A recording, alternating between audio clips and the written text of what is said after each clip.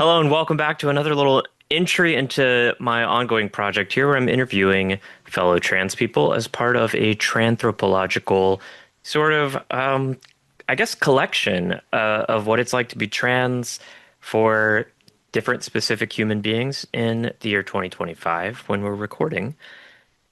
I'm Sarah, and with me today is Kaya. Hi, Kaya. Hello. The way that you turned on the recording voice was incredible just Oh now. my God, thank you. And it's really just going to be at the start of this thing when I do that. The rest of it I'm going to be talking to you normally. I just can't help myself. I've done too many streams in my life. hmm Um, and Kaya, just for the sake of anyone who might be listening or watching, what are your pronouns? She, they. She, they, great. And I guess I should say mine. I'm Sarah, and mine are she, her. And we're recording on June 3rd, 2025. Um, in my head, it's fun to pretend that these might be a valuable resource to some sort of anthropological study in the future. If you're a queer historian of the future who is watching these or listening to them in the same way that I might read the autobiography of Jenny June, hello from the past. So, Kaya, I've already given you a little off mic explanation of what we're doing here, but these are just interviews. We're going to talk about your life, your experiences, and follow any tangents that might come up. And I just want to get a sense of like, who are you? You know, um, not not looking for you to share any brilliant or specific wisdom. I just want to kind of capture a little tiny snapshot as much as we can in an hour of this person, Kaya. Um, so hello, thank you for being here. And do you have a way that you'd want to start tackling that question, or do you want me to ask you questions? I think the first thing I'd say is just when the first time that I saw you or your content was in an Instagram reel. And I think I don't know if I saw the chair bit as like the very first thing or if like that popped up amidst other content. But when I saw that, I was thinking like, okay, I've been feeling this impulse of talking about these trans identity questions, which are extremely laden with philosophical implications. Yeah. And these like existential questions, like, it's crazy that the trolls that are coming after us are wielding this cudgel of what is a woman, but like what is a and then word is such a definitionally difficult to answer project. And I just thought it was incredible to see you not only making videos about it, but going to a live crowd of people and addressing that topic in a real room. Um, and that was just like, oh, she's doing something really interesting right now. And I think that's exciting. Oh, well, thank you very much, Kaya. That's very kind. Um, and uh, yeah, that's very nice. But I don't want this interview to be about me. This is about you, Kaya. We're learning about you, and um, and of course I'll talk about myself too as it comes up. But Yeah. yeah, but as that brings up kind of the first thing, if we were going to label like this conversation, who am I talking to today? You are someone who has a background in philosophy. You studied it in college, right? Yeah.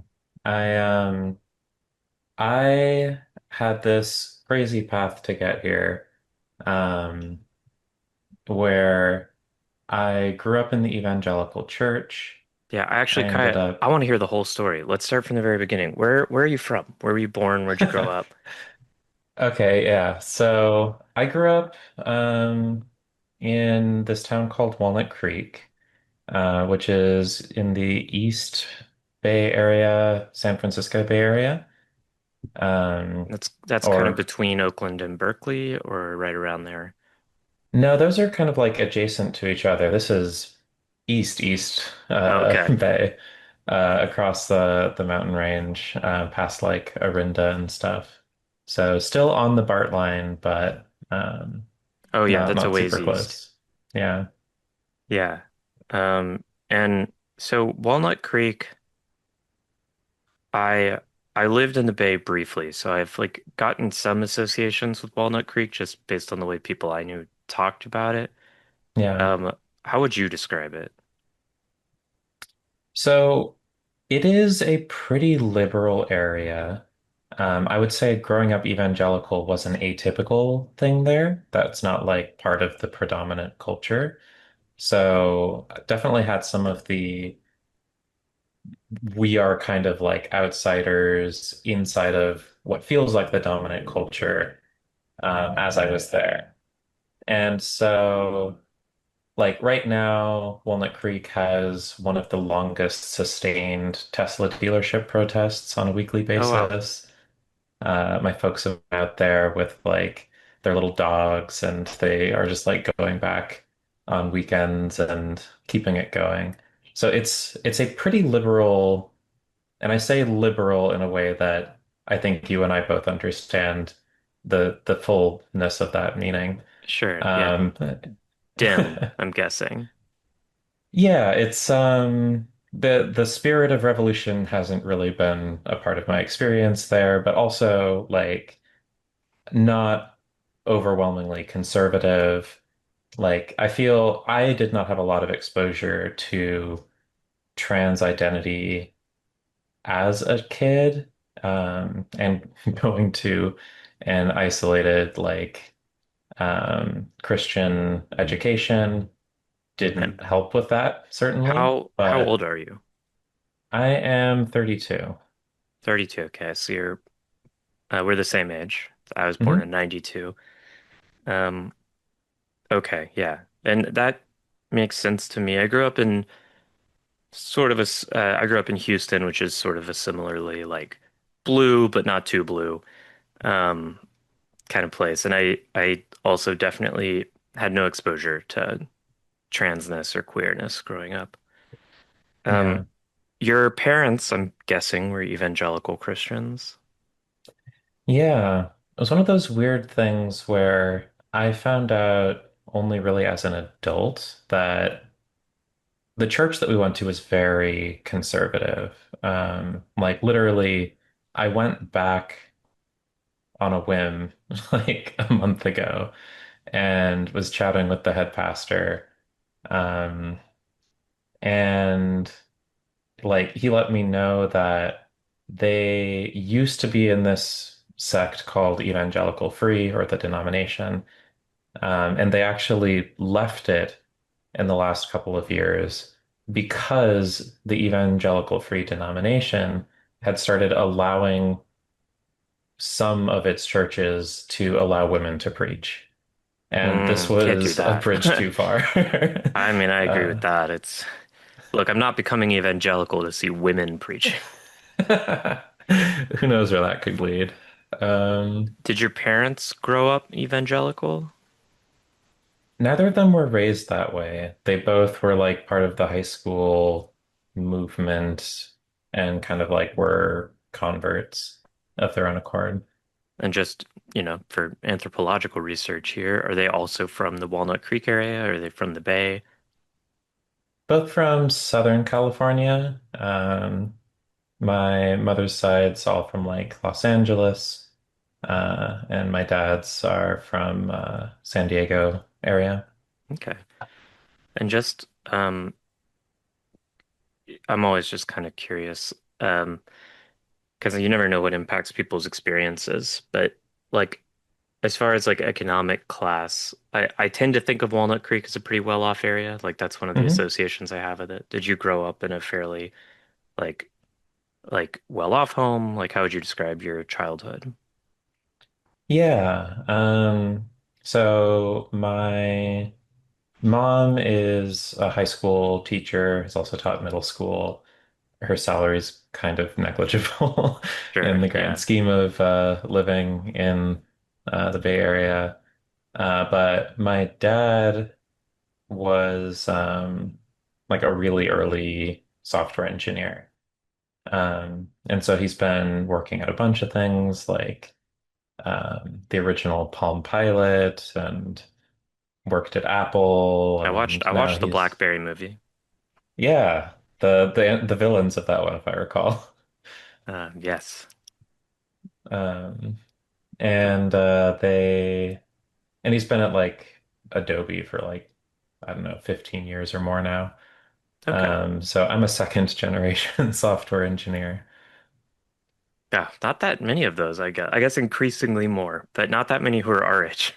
Yeah. Um, okay, very cool. And do you have siblings? Yep. I have two younger brothers, both who still kind of live in Walnut Creek. I wanna just hear kind of your thoughts on your childhood, what you were like as a child, like, because so much of the so much of the mythos around transness like looks back to childhood. And Yeah. we all have very different experiences there, is what I've found through knowing trans people. Like some people really, yeah, really it was very clear from a young age, and other people not. I'm interested to learn more about you. What were you like as a kid? Um, the first thing that anyone who knew me as a kid was, or at least if they knew me as a infant, was that I screamed incessantly and that I was an absolute nightmare. Um, people will tell me into adulthood that I owe my parents because of how intolerable I was to be around.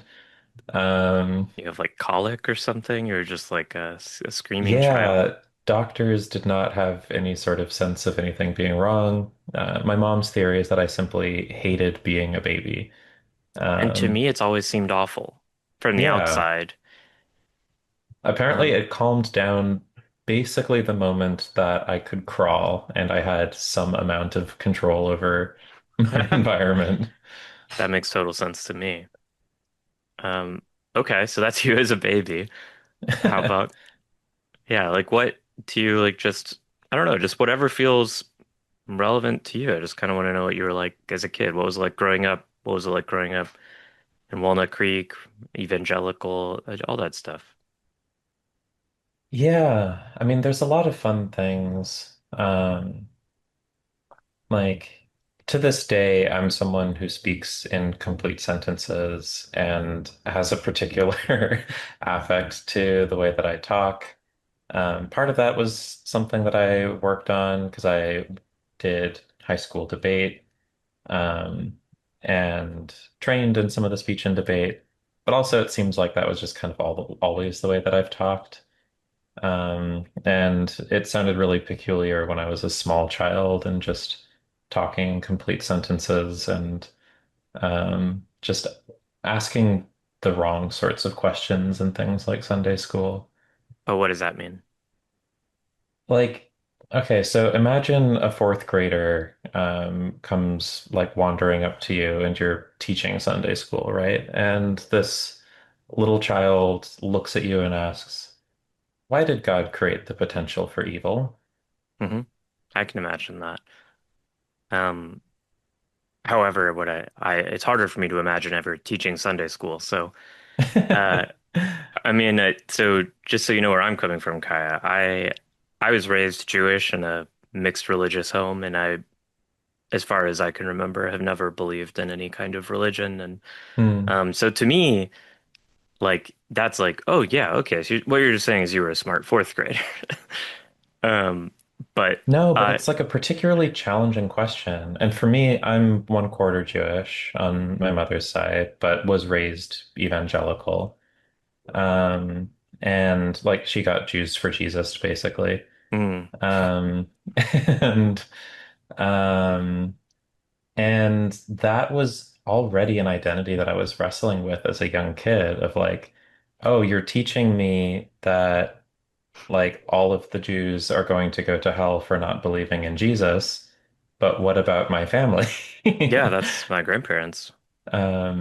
Were your And grandparents like, did you have like Jewish grandparents in your life? yeah, absolutely. My grandfather, is Jewish. He had my mom pretty young, so he's been like healthy and about my whole life. And I have some like fantastic like first and second cousins over on that side of the family as well. Um, and some first cousins who are a little bit younger as well. But um, yeah, that particular dynamic of like having both Jewish identity and being raised with the like, no, but the real exceptional group are the modern day evangelical Americans. Yeah. Yeah. Oh, yeah. I mean, that makes sense. And I wasn't saying that the question of why did God create the potential for evil? Like, of course, that's a challenging question. To me, it's just like, yeah, yeah, that's good you were asking that. And that's the question. That's the question, right? So like, what was the response from a Sunday school teacher to a fourth grade Kaia asking stuff like that? I actually like not all of my instructors or sort of like adult figures were always super generous with humoring a little child asking questions like that. But in that case, I had someone who just was supportive and treated me like a person. And like one of the first times that an adult who wasn't my parents just flat out was like, "You have asked a harder question than there are answers for necessarily. Here's how I look at it." That's cool. I mean, is that how your parents would tend to answer stuff like that too? Yeah, I feel like that was a real strength of their parenting was just like um sometimes an answer does have to come down to, well, we're your parents and you're gonna have to trust us on this. But insofar as they were able to, I feel like they were always trying to do their best to like explain things as well as they could. Um, and to not also just be dumbing things down past the point of like, um, yeah, like give a hard answer if it's a hard question and like trust the kid to work on it. Yeah, that's great. Um, and so you're a smart kid. You're speaking in complete sentences. You're asking challenging theological questions. It's been downhill since there. So, like fourth grade Kaya, though, now I'm just kind of interested. Like, when you're asking that question, is it from a place of like, would you at that point have considered yourself a believing Christian? Actually, I don't, do you consider yourself Christian today? And at that point, would you have, and was this part of like a crisis of faith, or was it at, like, if I were asking someone a question like that, it would have very much been in um, like a new atheist YouTube kind of way, Mm, when I was younger, rather than like a this is a belief I'm struggling with kind of way. yeah, I don't consider myself a Christian now, but I was until relatively recently, still a practicing member of like the Episcopal Church. um, because I did leave the evangelical church over like the anti-LGBT stances and everything else. Um, but yeah, as a child, I was a very passionate young little Christian, and my church didn't do childhood baptism. But despite that, I was baptized as an adult at age 10. Because I was able to like give a profession of the faith that satisfied their terms for when they should baptize someone. And I just kind of left them with no choice because I was just like, well, it says here that we're supposed to do this, and I understand why we're supposed to do this. So what's the big issue? Yeah. And do you remember like when you were a kid?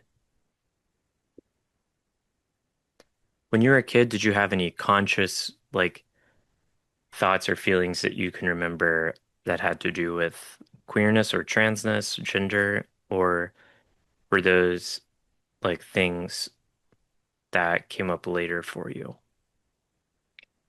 they were things that I never understood until later, for sure.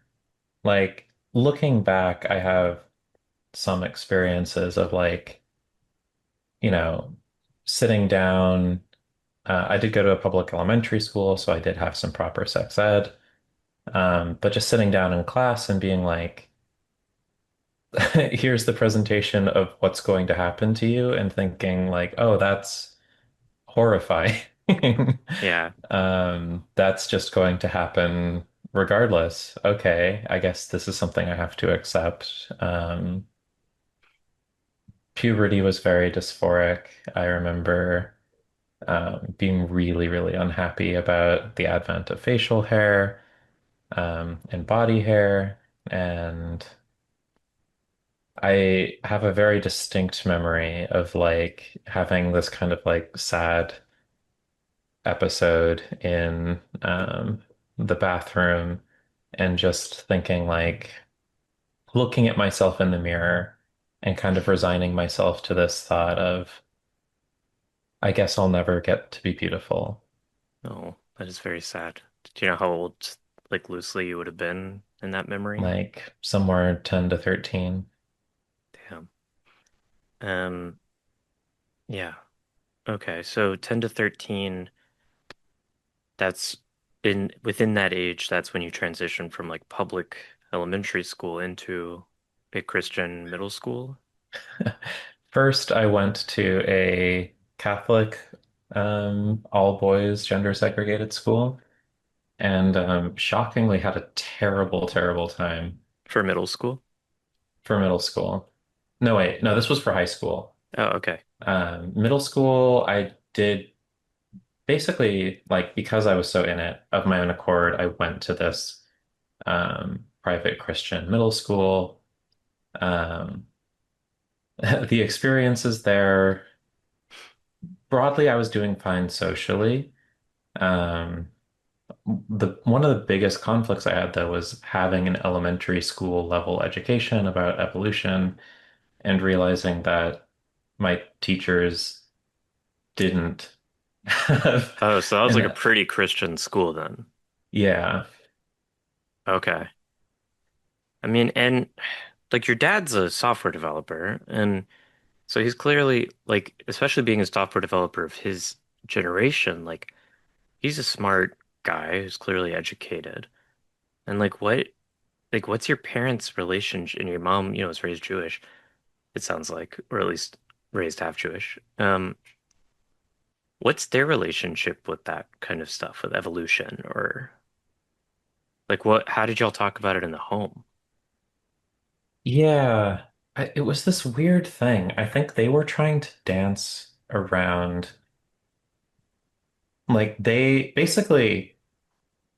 they did have books that like, you know, had basic levels of like support for evolution and like discussions about it that they had read and like the discussion about like faith and like some of this like theology. And they just had them around the house. I discovered them on my own and read them.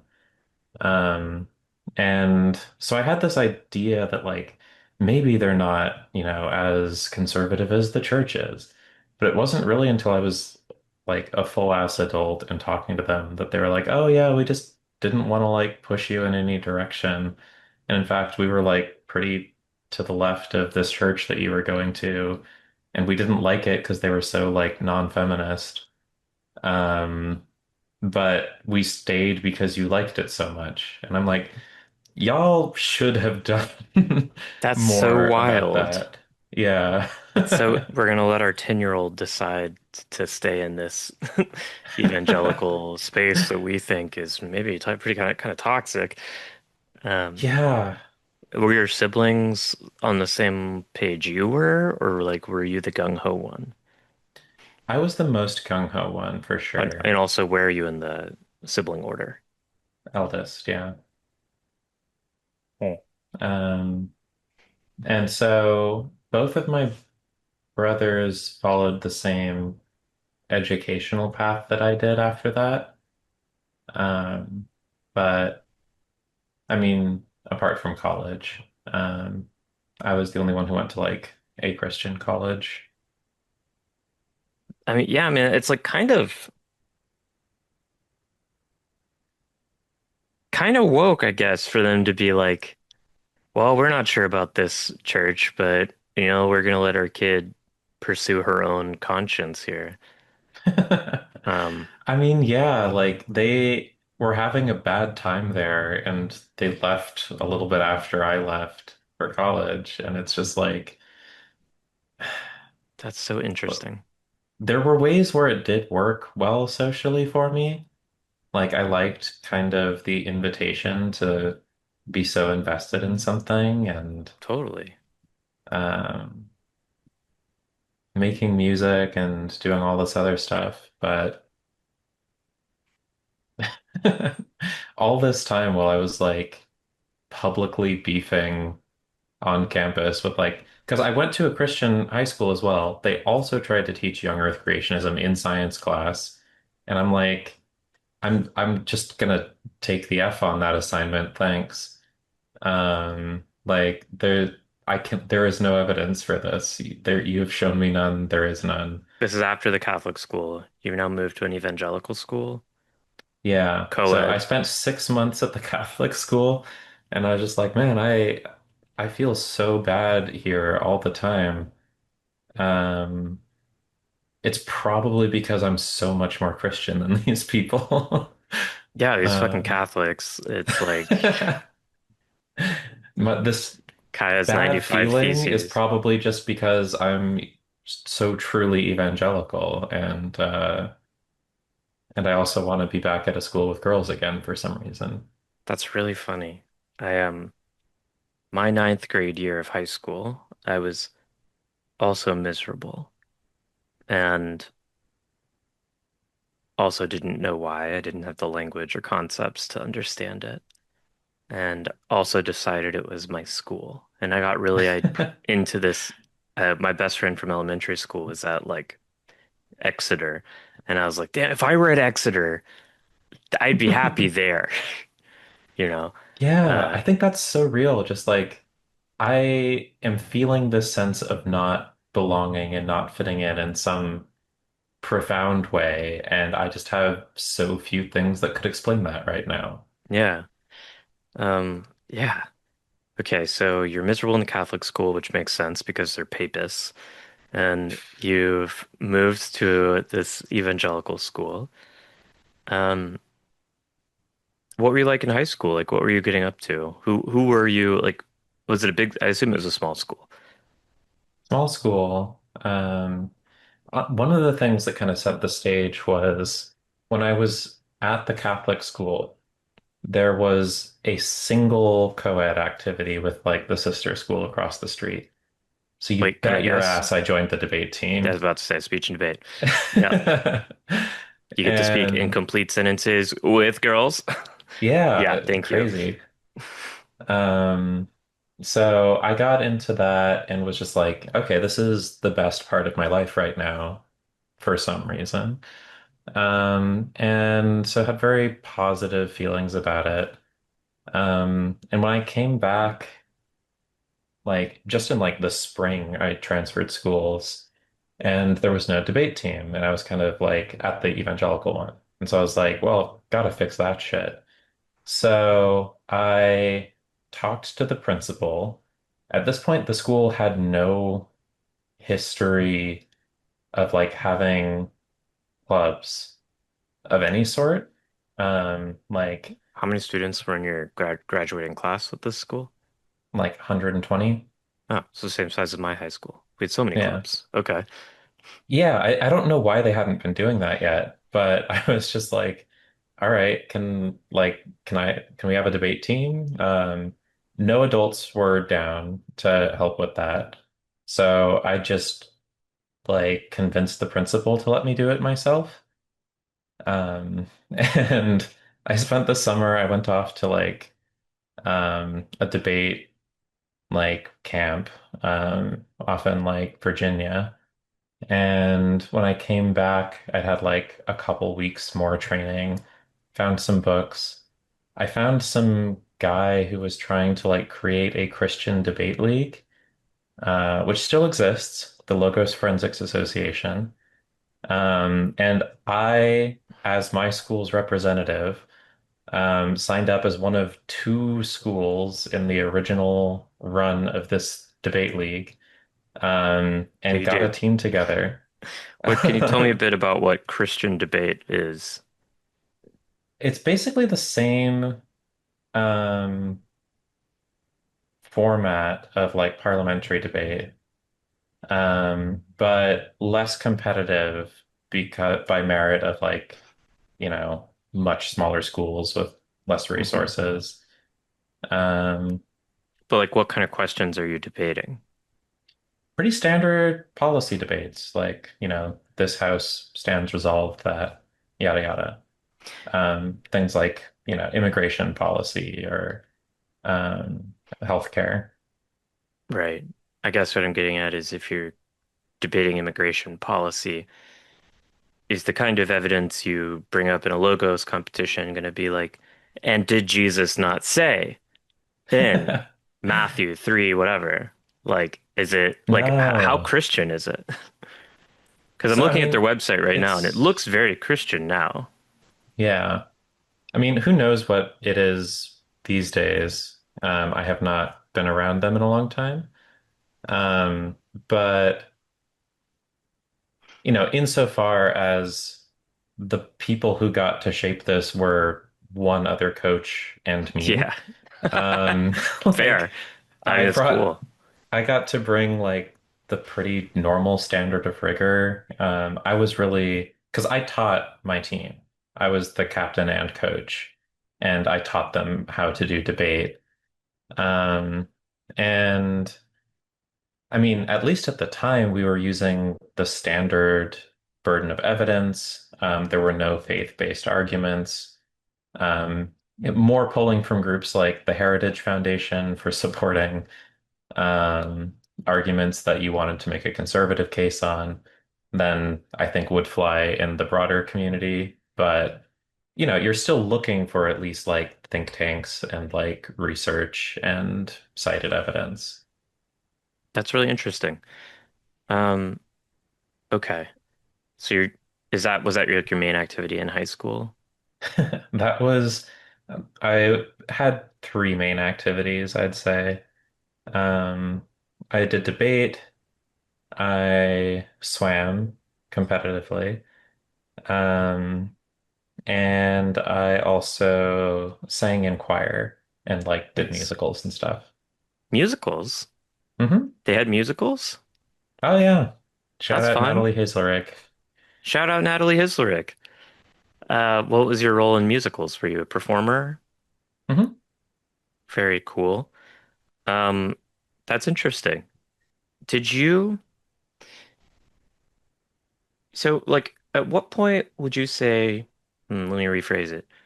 At this point in your life, you're in high school, you're at Christian high school, you're doing logos debate tournaments, you're swimming, you're singing, and you're in a musical. Like, by this time in your life, were you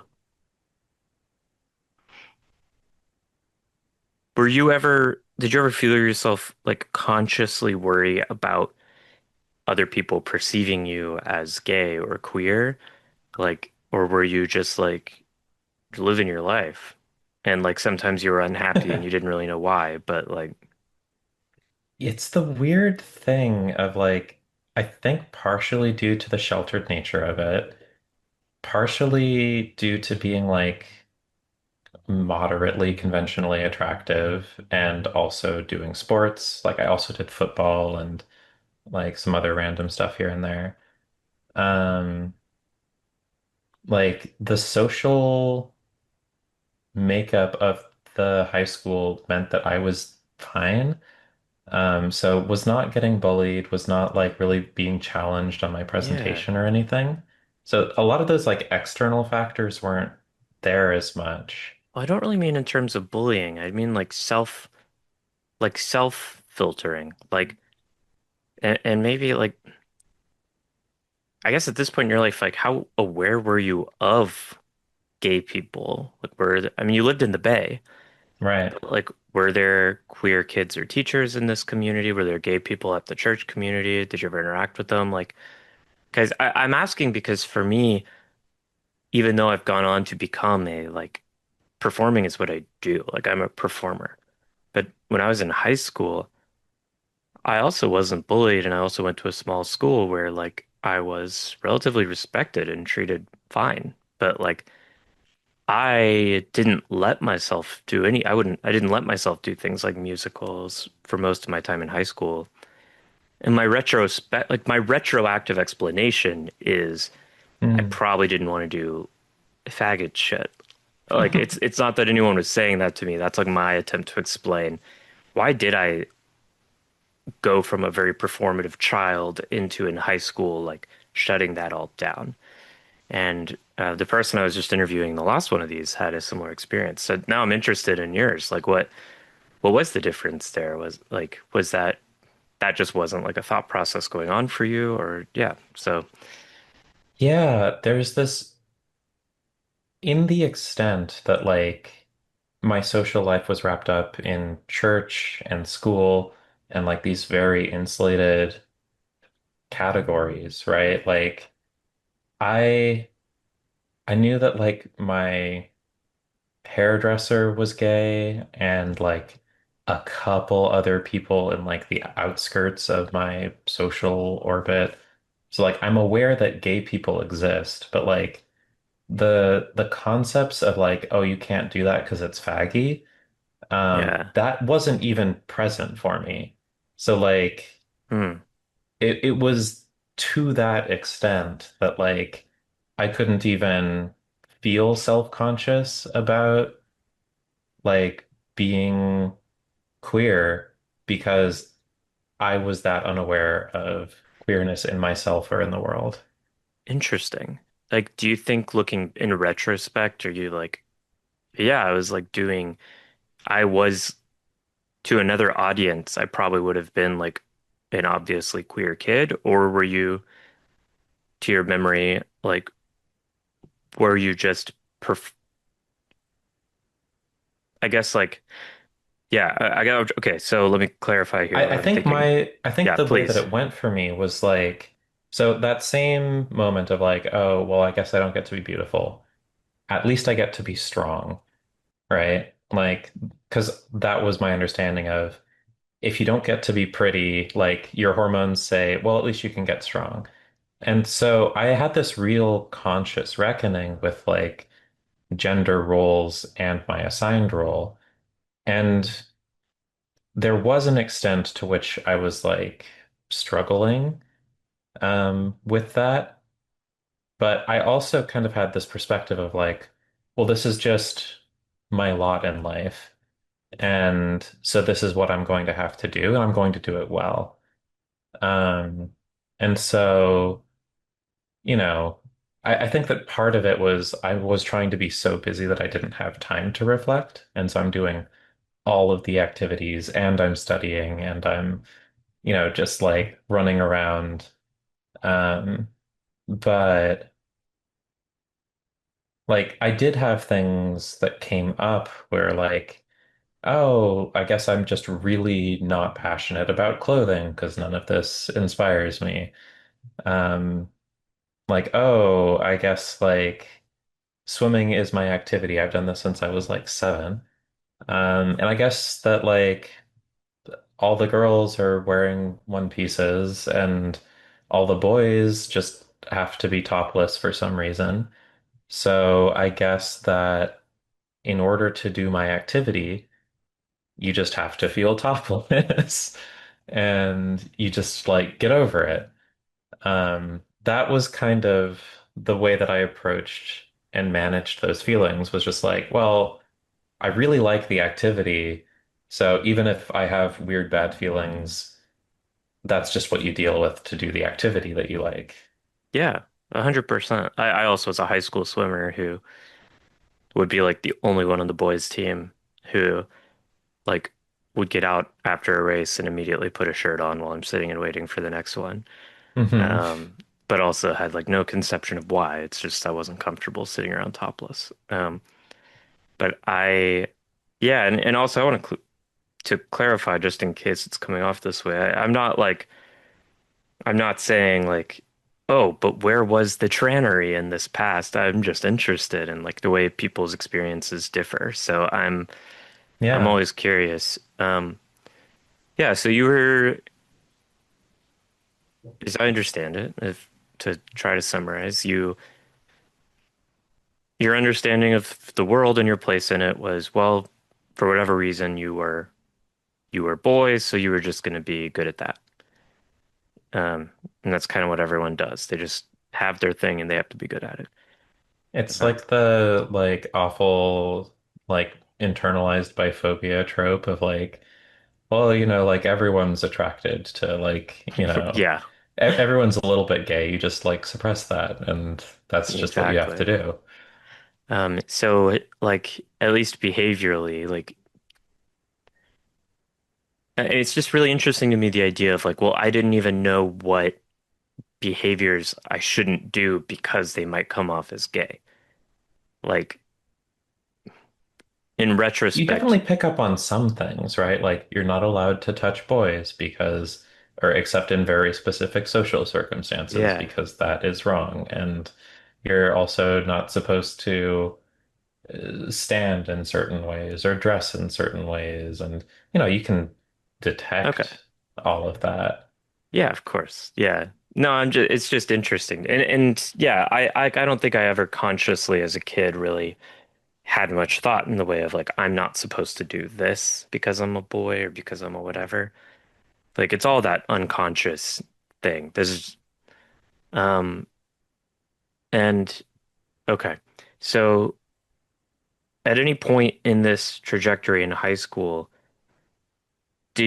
were you having thoughts like and I should clarify up top like who what is your sexuality? Like are you attracted to women, to men, to pan bi?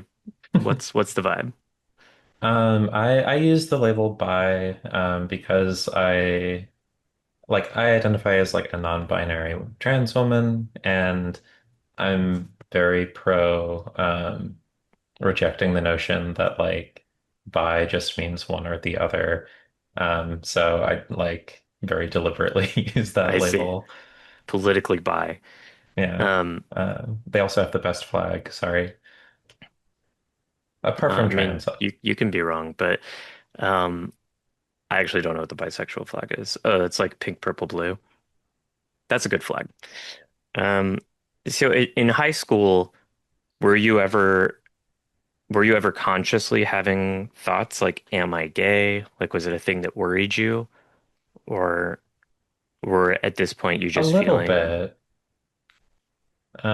Like definitely had some boys who I was close with where I'm like, oh, that could be something.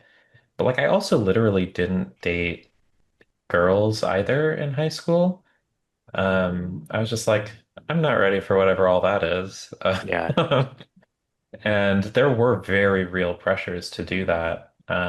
But that you got to find felt your wife. You're at an too evangelical high much for school. me. And I think that probably like the analogy that I'm drawing between like gender and like sexuality, and in both cases really just kind of finding myself like I'm not ready for that. Hmm. Um, that was probably the extent of how I was processing that of like, well, I'll just put those things off as long as I can. I got a swim meet tomorrow, and then I got to go to musical practice, and then I have a debate tournament this weekend. I'm too busy to maybe be gay. Yeah. Were you a good student? Um, Not at first. And then after like 2 years and my GPO or GP, grade point average, GPA being like a 3.0, I was like, oh, I do want to do college though. So then I started doing better by trying harder. Got it. And let's segue to college then. So you went to a Christian school, Hmm. in the Bay? No, I went to Wheaton College, which is a Christian university outside of Chicago, Illinois.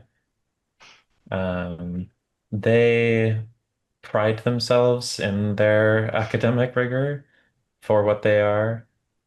Um, they've had some prominent um, graduates, perhaps none more prominent than the sex fiend Dennis Hastert, former Okay. Speaker of the House. Nice. Um, Interesting. Okay. And why, I assume based on everything I've learned so far, it was solidly your choice to go to Christian college. yeah, Uh, do you remember the thinking there? I think one of the biggest factors was I didn't apply to that many places because applying to colleges was a hassle. And I didn't apply very ambitiously because my grade point average wasn't that high. I wasn't super committed to doing evangelical college even at the time. It was like of the options that I did apply to. And I ended up choosing it primarily because I thought that in like, if I went to a school that had a more competitive swim program, like Wheaton was D3, and I figured I could go there and do both swimming and choir at the same time. Because like those were really strong identities for me. And like that was actually a really big part of why I went for it. You were on the swim team there. Yeah. That's cool. Okay, so it's less that you actively set out to go to Christian school and more that you were open to it, and this is the one that hit all the otherwise requirements you had. Yeah. And I also thought it would be interesting to study political science at a Christian school. Like, there were parts of that that had some appeal of like, oh, like I can engage with academia in a way that like interacts with my faith probably more than I would at a public school. Um, and I think that's probably true, but at the same time, like, um, yeah, I mean, the other consequences of like being in that environment, um, like all the stuff that I've been putting off about gender and sexuality and who I was, like did come to a head. And eventually I got like in college, yeah. Um, Eventually I did get like diagnosed with depression. They finally noticed my ADHD for the first time. Um, and When you say come to a um, head, do you mean like to a point where you were consciously aware of them, or do you mean just like the depression was setting in, you'd stopped being able to outrun it with activities? yeah, I mean, like it came up to one of the first things that happened was um, I did an internship between my freshman and sophomore year where I went off to this like again insanely homophobic. I think it is actually a hate group according to the Southern Poverty Law Center. But this like law firm here in California called the Pacific Justice Institute. And I interned there because I'm like, oh, Christian law, great chance to do Right. Christian law, and check that out. And they just had me like reading through textbooks and trying to like identify any potential target points that they could use to like pressure the state of California's education to like they didn't have the words for it then, but they were trying to like find woke shit and like make lawsuits about it, right? The exact same tactics that we've seen happen. Yeah. Um, countrywide and in every aspect now. Damn. Um, So you're on the ground floor of that whole thing.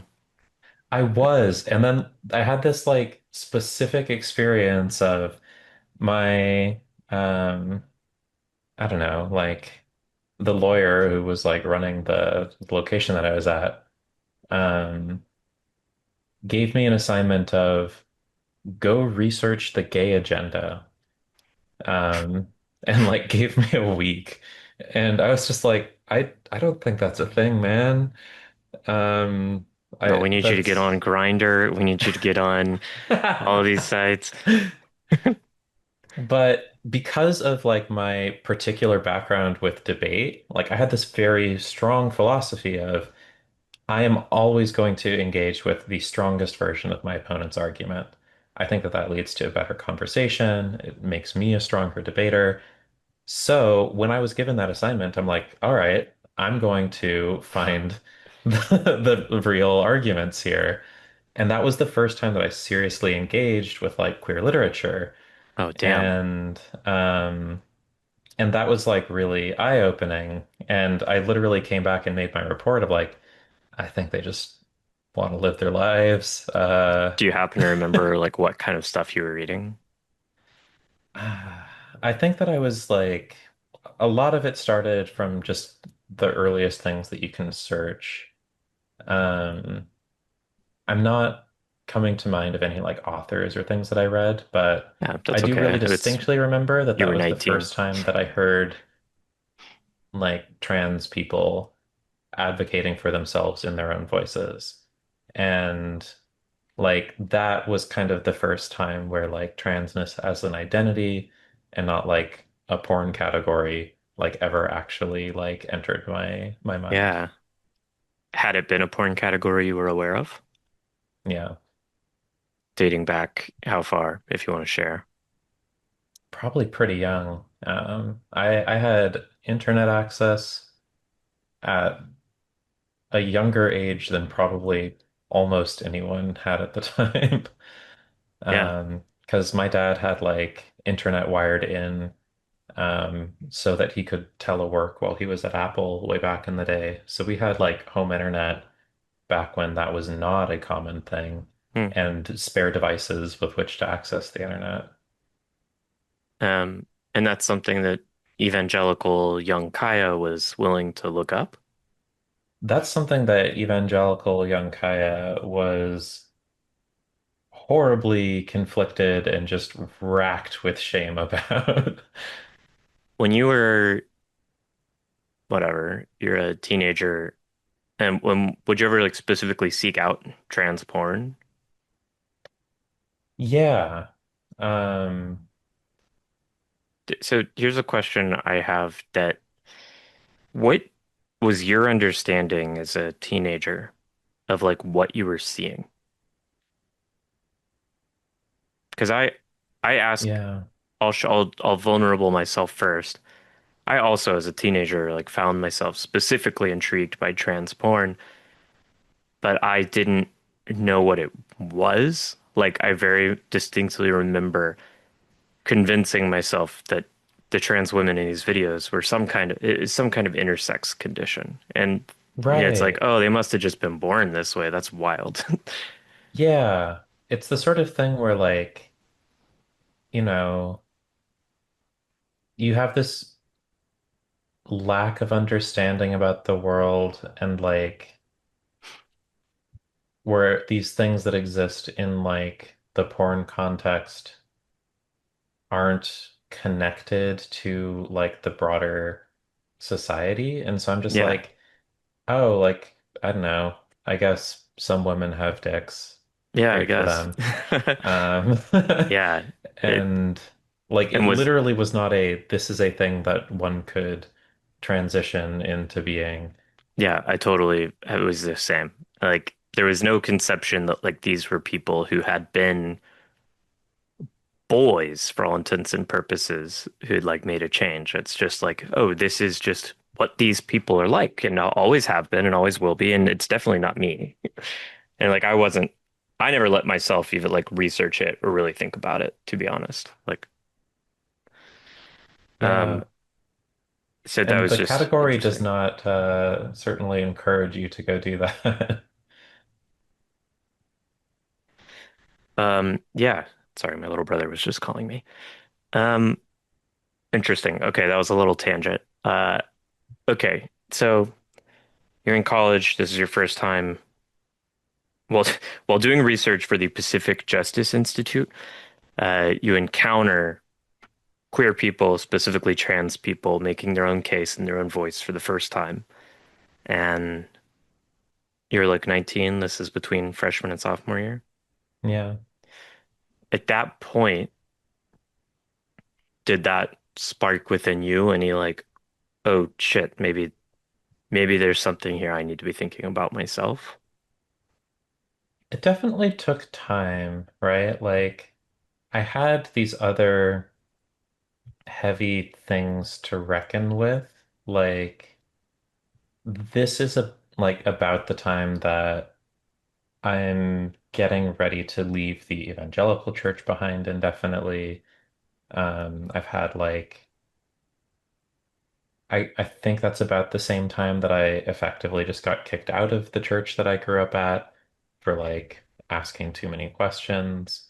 Hmm. Um, and so it's this mixture of like I'm already in this really active deconstruction of faith and to a certain extent like a reconstruction of it in other terms that would suit me for a while longer. Yeah. Um, Learning Well, all of this new philosophy and other things. And so like this started this like it almost is like a fuse, of like I'm working on it a little bit in the back end, but it's not like a lot's happening yeah. until You're we still trying to got later figure out on. like why God would create the potential for evil over here, and that feels like a Yeah, bigger question. still working on that. What, why did you like, what got you, what are the specific questions that got you kicked out of your church? And like what was motivating you to leave evangelicalism for the Episcopal Church? I mean, once you start to get enough into like biblical scholasticism, you start to be like, oh, there's a lot more interpretation going on than we would have otherwise. These, these verses that, I mean, ultimately, it was things like, hey, you're really misogynist and you hate gay people um, and you have these crazy ideas about like the history of the planet and you're basing this in really, really fragile theology. Can we talk about that? Yeah, And the answer was no, we cannot talk about that because then we have problems. I see. Um, Did that cause you trouble on campus? Like, were you a social pariah or were there other students in your position? there were other students in my position. Um, I did not do great on Wheaton's campus, and I had some friends, but already by that point, I was performing the role of like being a man worse and worse. Yeah, Um, that's the same and 4 year stretch when it started crumbling yeah, for me as well. like by the end, like, oh, what if I wore a French maid dress for Halloween? Wouldn't that be really funny? Right?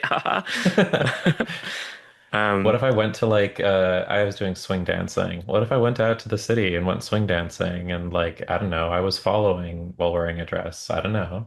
I don't know, it might See be what fun. happens. No, I'm just trying to do it because it'll make me better at being the lead if I can Hmm. understand what Just put she's myself in those experiencing. heels. Yeah, that's fun. Um, like how old were you? At what point in your life were you when you would say you began actively grappling with like kind of the trans question? Hmm.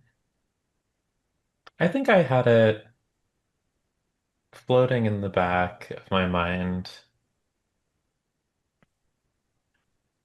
like in college, and just like that still was a that's too scary to really, really reckon with.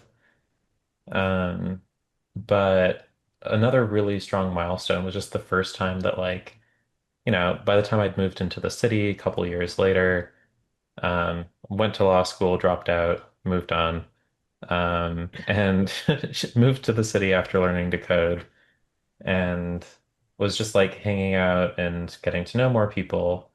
And a friend of mine who's now just like one of the first people I know who's fled to Germany.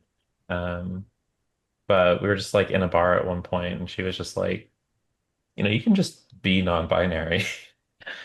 Um, and like you don't even have to do anything about that. And I was just like, oh, much to consider. Yeah, I'll come back to that in another couple of years.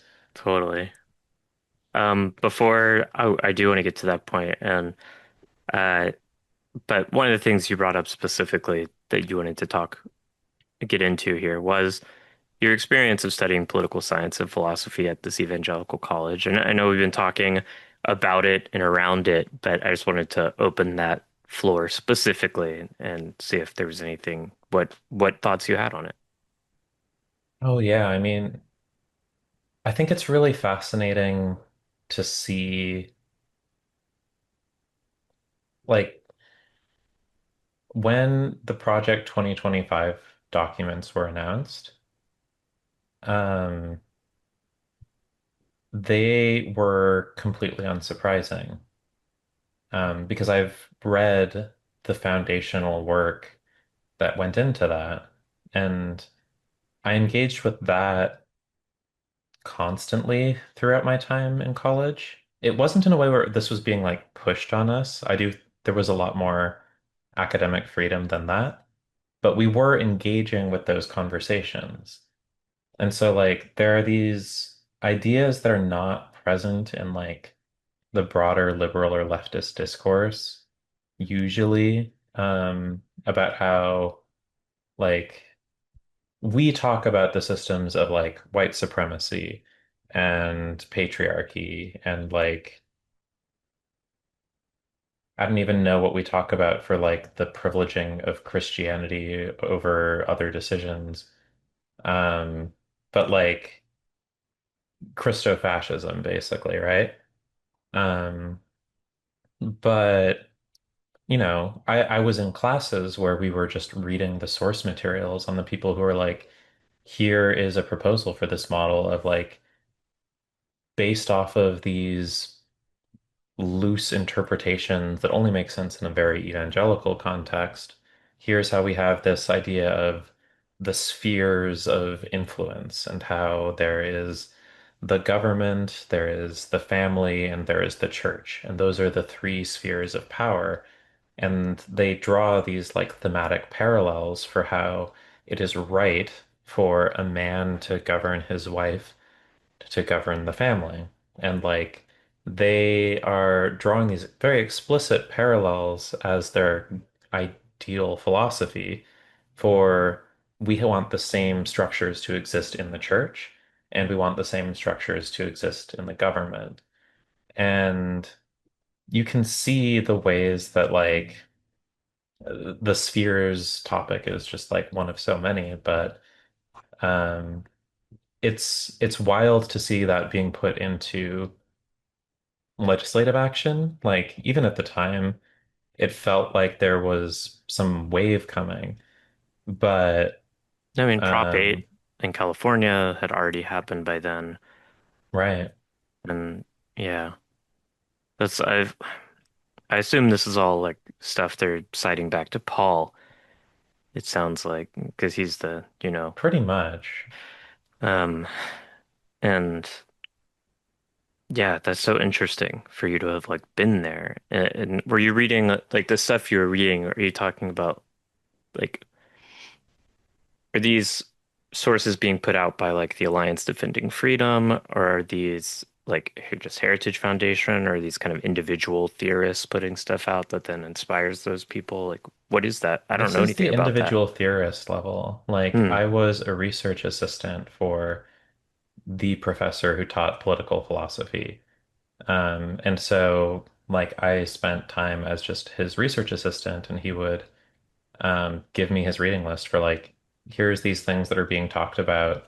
Go read them and report back to me on, like, whether they're any good or not.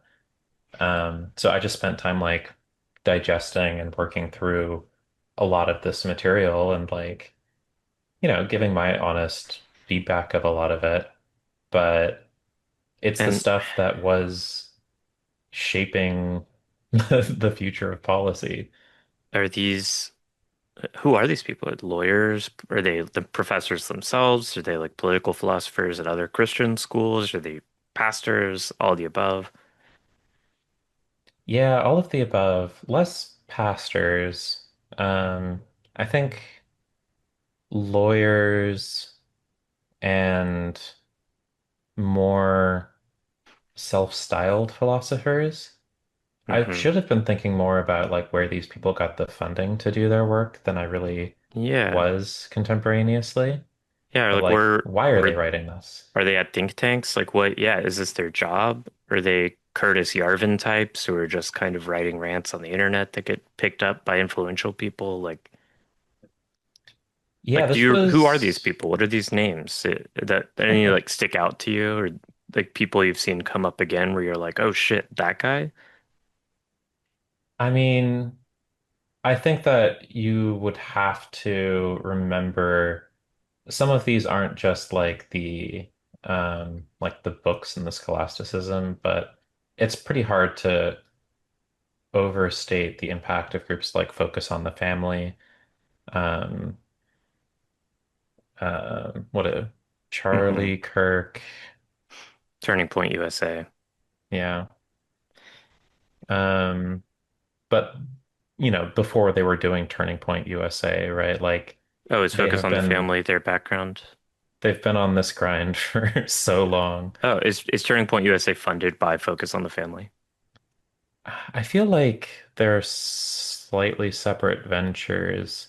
I mean, at this point, they're all, like, backed by um, like, right-wing billionaires. But there was a Sure. time where they were kind of just, like, more or less like starting as media organizations that were trying to produce content and had their kind of semi-organic grassroots following through church families looking for entertainment for their kids. Yeah. Interesting. He might not have been. Who was Focus on the Family? I don't think it's Charlie Kirk. Uh, Kirk James Cameron, maybe? Dobson, Jim Daly. It's what I'm Yeah, seeing. Dobson. There's definitely some, like, more people who are looking back at um this stuff now, but, like, Adventures in Odyssey, um, and the way that these things would, like, pop up. I also very strongly remember, like, in high school being shown, like, anti-abortion propaganda, and just being horrified of um, like being randomly subjected to, like, medical, like, imagery and video and, Yeah. like, the stuff that's meant to be visceral and shocking um and already as a high schooler and, like, a debate captain, like, understanding what rhetoric is and what propaganda is and being like, Yeah. why are you showing me propaganda? This is crazy, but not having enough sense to, like, tie that Hmm. to so much more. That's yeah, that's so interesting. I mean, I remember growing up as someone who wasn't Christian, like, and not being exposed to this stuff. To me, I would hear about groups like Focus on the Family sometimes or things like that.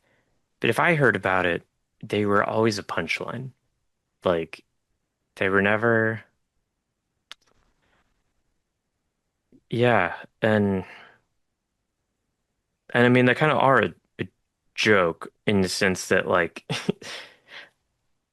from the outside, when you're describing that like this internal evangelical political philosophy idea, these spheres, like the way they conceptualize law and the government, I'm like, it really does only make sense within there's a lot of buy-in required.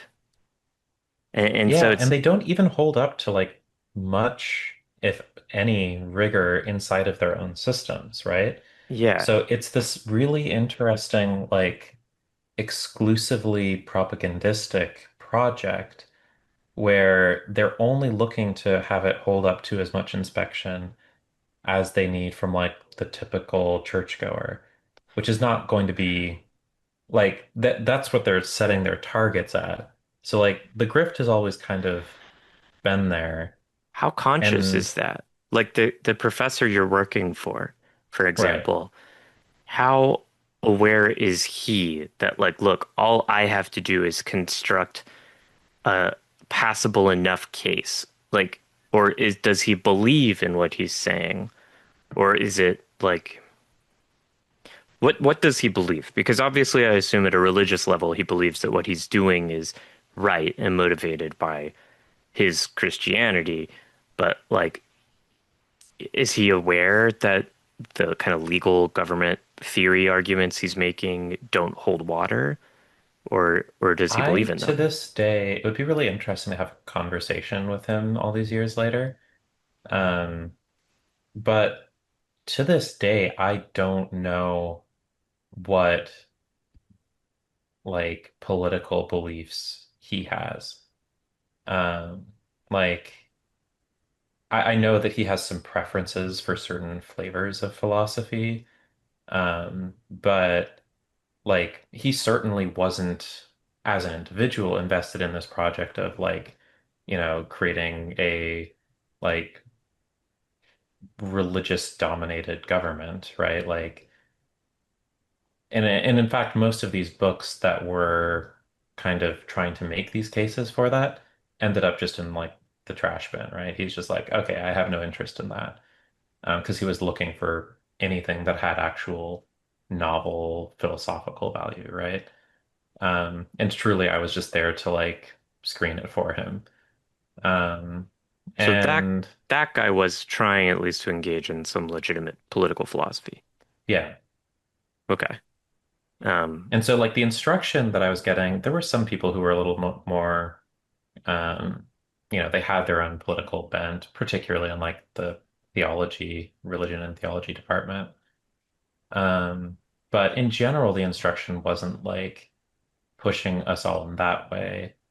I think that you've got other institutions like Liberty University, and a bunch of the other, like, there's a lot of evangelical colleges that are churning out people who have degrees, but Wheaton still has this, like, particular culture in the sense of, like, no, we're going to take academic rigor seriously and it, try y- and produce the hmm, best of the evangelical graduates. interesting.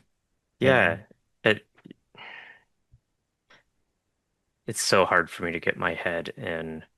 If you're someone watching or listening there to this, you're like, wow, they're really talking about this stuff way more than the trans stuff. And yeah, because it's really interesting. And like when I just was briefly looking at the Wikipedia page for Wheaton, I saw in there like they fired one of their philosophy professors because he She was converted to one of my Catholicism, professors. or that one because she talked about the one who was talking about solidarity between Christians and Muslims. Yeah, Dr. Larisha Hawkins, an absolute gem. They didn't deserve her. She decided to wear a hijab my senior year, in solidarity with Muslim Americans, and in particular, the like Islamophobia that she extremely presciently perceived to be on the rise. For context, Dr. Larisha Hawkins is a black woman. She had just ascended to like the head of the political science department. And she put out this the hijab. gained some controversy. That wasn't why she was fired. It was specifically as she was kind of like being asked to comment on that, that she made the statement like, I believe that Muslims and Christians worship the same God. Hmm. And for the board of Wheaton College, that was a bridge too far. And yeah, they fired her over it. And is she, I mean, is she an evangelical Christian, or is like that just where she got a gig? No, I mean, to my understanding is like she at least has, I think you have to be Christian, but not evangelical to be a professor there. There's like a statement of faith. They have their community covenant. Um, See, and so Catholics and um, Episcopals and well, one um, philosophy professor before you got there seems to have been fired for being Catholic because he converted to Catholicism, really? according to I thought we had Wikipedia. Catholics. I don't know, you might have. Like to me, the idea of a philosophy faculty having to be Christian is so counter to like I've studied philosophies. When you're like, well, they cared about academic rigor. It's like, how can you if your philosophy department has to be Christian? Um, Yeah, and like if you like if you can be gay, but you have to be gay on the down low. yeah. And like, how much are you really going to engage with like the broader world of academic dialogue if like yeah, there were no queer studies. I don't even know if there were particularly um quality like investigations into gender studies or anything. Hmm. It looks like you did have to be Protestant to be there, at least as of 2004. Okay. Well, this is very interesting. Um, I'll have to talk to you more about this off camera, but we should get back to the tyranny of it all while we have the time. Um, you left college and you went to law school I did. right after. Didn't have a lot to do with trans, but um, I went there for a semester, UC Davis School of Law. Shout out King Hall, go Aggies. And Was that a big shock to go from an evangelical campus to just like a UC campus? not really. Like I studied abroad while I was out there. I went to Oxford. That's where I met my husband. Yeah, you studied Um, while in undergrad. well, in undergrad, yeah. Oh, amazing. And you were doing Um, political science and philosophy there? yeah, more just philosophy, really, because there wasn't an exact equivalent. I mean, there's PPE is kind of their closest equivalent. What year was that? That was my junior year. Junior fall? Junior, was that junior fall or was it senior spring? I forget. I think it was junior fall. And then when I came back, I had like another year of undergrad back at Wheaton. And that's when I was really depressed. And you graduated Um, from undergrad in 2015. yeah. Wow. So that same semester of junior fall, as someone who also graduated in 2015, I was studying philosophy abroad at the University College London. Um, Stop with the we parallels. have, That's crazy. yeah, we haven't been addressing these parallels in this video, but we have pointed many of them out for ourselves previously in chat. That's very funny. Okay. Um, so you studied at Oxford. Was that a big shock? Yeah. I mean, that was a shock in a bunch of ways. Like, we talked briefly about how, like, racked with guilt over masturbation, and like, porn addiction. Like, I think I was already thinking of it in those terms, even though now it's become like much more of a You talking were point. you were presaging the no FAP movement and the Right. manosphere. But like basically being told that by like church leadership is like you shouldn't be masturbating. Yeah, I Really hung out with a healthy lot of stuff. evangelical kids in college actually, because my college roommate was a super evangelical gay kid. Ah, And I didn't complicated. drink. I didn't drink because I didn't want to accidentally lose control and do gay stuff, probably. So I did a lot of hanging out with the evangelical kids because they were the kids who didn't drink. And they were always talking about that. Yeah. But I anyway, mean, okay. I wasn't drinking at Wheaton. I did drink at Oxford. I never had much How of a can you hang up not? around that. They, Yeah, it's like you're England. gonna go to the pub. Like, what are you doing? But I had basically I went off with this like understanding of the tension of like, okay, I've been living my whole life without, well, where I'm doing this sin of like I'm masturbating, right?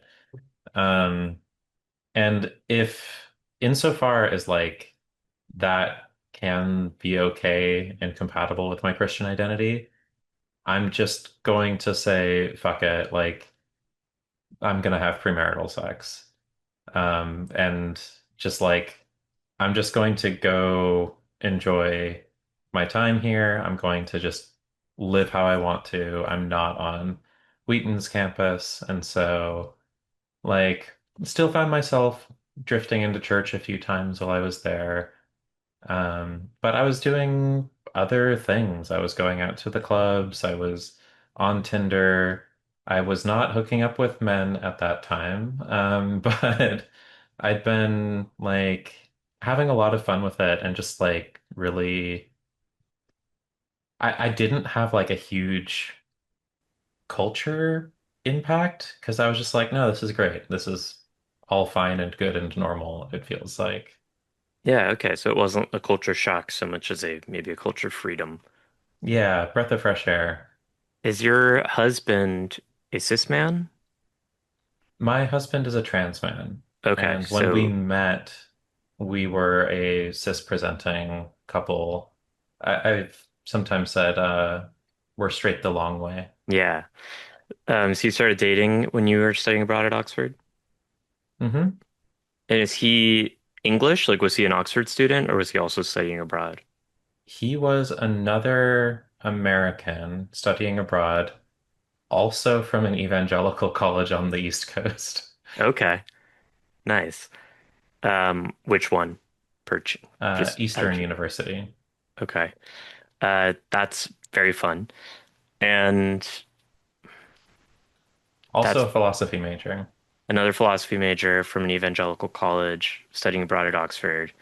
Um, and at that point, was he in a similar space of like, you know what, fuck it. I'm in the UK. I'm studying abroad. I'm going to use this chance to stretch my wings. Or was when you met him, was he still walking the straight and narrow evangelical life? A little bit of the straight and narrow.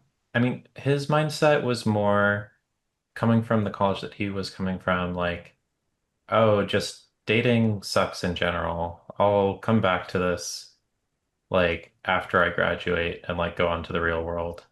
Yeah, Was kind of his attitude. Um, but when we started seeing each other, it was very cute. We met at um an old church that had been retrofitted into a nightclub. Um, and it was this like old church, now a club called Freud, and we met on Valentine's Day. Because our two different friend groups like went to the same place at the same time. that's very Um, cute. and we danced a little bit. I let him have some of my drink, and A church converted into a nightclub named Freud is such an insane place right, for a trans a closeted trans couple to have their meet cute. it's so great. And I love that. we were both like, this doesn't make any sense because like we both are going to be long distance. We have another year. Neither of us really wanted to like be dating. Um, so there was this very like again very cute of like, no, I shouldn't do it. Yeah. Um, and eventually like we ended up traveling around Spain for a little bit together, Oh. parting ways in the airport in Barcelona and just being like goodbye forever.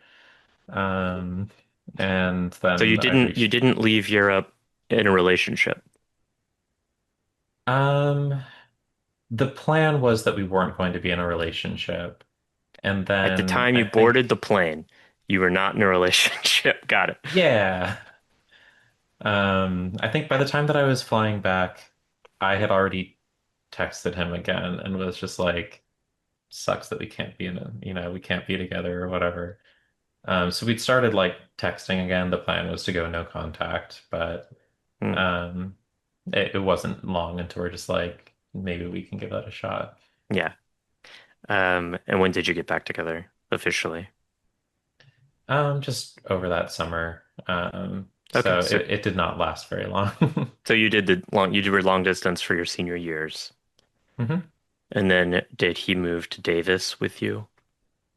Funnily enough, he moved back in with my parents and me in Walnut Creek for the summer after we graduated. Got a job out there, and then when I went up to Davis, he wasn't really able to find work in Davis. So he stayed living with my parents while I was at law school, like a That couple is hours away. so fun. Um, Yeah, they got along really well. and what is he like? He is a I normally don't like to define people by their way they fit into capitalism, but I am always intrigued what philosophy majors go on to do. So how has he found like his place in the world? Does he work? Does he like well, yeah, what's his vibe? Actually, Yeah, bounced around at a few kind of gigs. Now he's a bureaucrat. Um, that may be in can I talk question to thanks him? to the Would he want to do one of these talks? oh, possibly. Okay, great. No Yeah, I think you spoilers could have a then. really fun chat about that. Great. Um, okay. So that's really funny. So your at the time girl your evangelical Christian parents allow you and your at the time girlfriend to move in with you, move in with them pre-marriage, or were you hmm married? Wow, that's insane. Um, could you sleep in the same room? For propriety's sake, we slept in two different rooms. Wow, okay, that makes sense. Um, you go to law school. How long did you make it? I walked out in the prep round of first semester 1L finals. Oh wow, Um, okay, so you made it almost a semester. almost a semester. Why'd you And leave? I'd already basically made the choice, but as soon as I was like feeling the way that I felt in my body in the exam room, I was just like, no, I'm just not going to do it. I don't want to take the test. Um, I I'd talked to a lot of lawyers and judges. Like I used the connections that you get from being a law student to ask people what their lives were like. And that was enough information for me. They're all miserable. Yeah. Okay, and you moved back to Walnut Creek. Moved back to Walnut Creek. I had taken like a coding challenge for one of the coding boot camps. So learned enough JavaScript to like do the intro thing. And I was like, I can do this serviceably well, so I'll give that a shot. Like I can get trained in that a lot faster than I can get trained for law. So I did one of the boot camps for 6 months. It took me like another 6 months to find work. In that time, we did get married while I still didn't have work. So Brett was working and I was looking. Yeah, Um, and that's not a bad time to be um, looking for coding work, though. That's like 2015 to 2016, 17. Like that's peak. yeah. Silicon Valley is great. Everything is cool. The best thing you can do is go work at Google. hmm And eventually I got my shot. Someone gave me no, it was a 2 week contract to just do like a little bit of agency work. And they're like, oh, wait, like she can actually code. And like let me keep going on. Rolled it into a month. Then I got like a job after someone else had seen that like someone employed me. No one wants to do their own vetting, especially for entry level. That's still true, but like um, this, you gotta have some amount of paid experience to have any shot is just like, It feels so lazy to me. Oh yeah, the whole job market doesn't make any sense. So you were able to build up a career as a coder, hmm and you're living in San Francisco. hmm And when now in this adult life, when you said earlier you were like, yeah, I'm gonna put the trans questions off for a few years. I've still got to figure out this whole evangelical Episcopal problem of evil thing. When did that return? I mean, you know it's got to be COVID, baby. Was it COVID? It didn't have to Having, be. It could I have been mean, for before that. so many people though, like Yes, I that's think true. this is the chance to like really take some time to yourself. Like I'd already been fucking with my gender presentation, like dyeing my hair and wearing makeup, painting my nails. When Um, did you have that conversation with your friend who let you know you could just be non-binary if you wanted without doing anything? You could just do that that. would have been something like 2017, 2018. Okay. So you're sort of, did they say that to you because you were already being gender fucky in your presentation, or they just I got think that the was more just talking to me and me being very eggy. got it. Um, For a and future anthropologists studying this, future queers, egg is our current slang term for someone who doesn't know they're trans yet. I'm sure I said some like extremely on the nose things. And Victoria, bless her heart, was just like, it's okay. Is Victoria trans? Yeah, last first name Victoria, last name trans. I said, is Victoria trans? But it might not have Oh, captured the is. Victoria's trans, yeah. Yeah, I think it's important. I actually genuinely believe that some of the more important work trans people can do day to day is remind their apparently cis friends that transness is indeed a possibility for everyone. It's I I see it as important work for the trans community not to let cis be the default assumption. And the work Um, never ends. well, God, thank God for thank both evangelical and Episcopalian God for Victoria Trans. Um, okay, so was that what inspired you to be like, oh, maybe I'll start painting my nails, doing makeup? I mean, I took a job at like a women's fashion company Oh, and got the chance to like start adding some of their clothes into my as a coder, wardrobe as a coder, yeah. was that airy? No, this is Kuyana. They're a San Kriana. Francisco company. Okay, cool. Oh, that's that. Oh, so from work, you're getting women's clothing. That, Yeah. God, you're the luckiest egg who ever lived. Um, Oh, I was paying for it, but oh, you're I buying it. just, yeah, it's good clothes though. I These still have clothes a look decent lovely. amount in my wardrobe. Nice. And how is Brett reacting to that? You're like, I think I'm going to put on these, flowy harem pants today. Rhett, no B. Oh, sorry, Rhett with an H, Yeah, like Rhett and Link like Rhett and or Link. other Okay. Rhetts. Um, it's one of those problems with like the particularly California pronunciation where we hate consonants, that it makes it hard to enunciate unless you're being kind of weird about it. I think it's also how like specifically noise gating is implemented into a platform like Zoom, where Mm, like yeah, it drops off on the Brett first and Rhett vowels. just often will sound the same.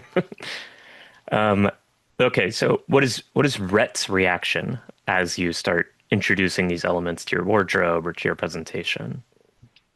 Yeah, Rhett was always very supportive. And I Rhett, guess I'm assuming Rhett by this point is also not publicly dabbling in trannery. yeah, I mean, he had long identified as bi before I really started Oh, like identifying with that or kind of investigating.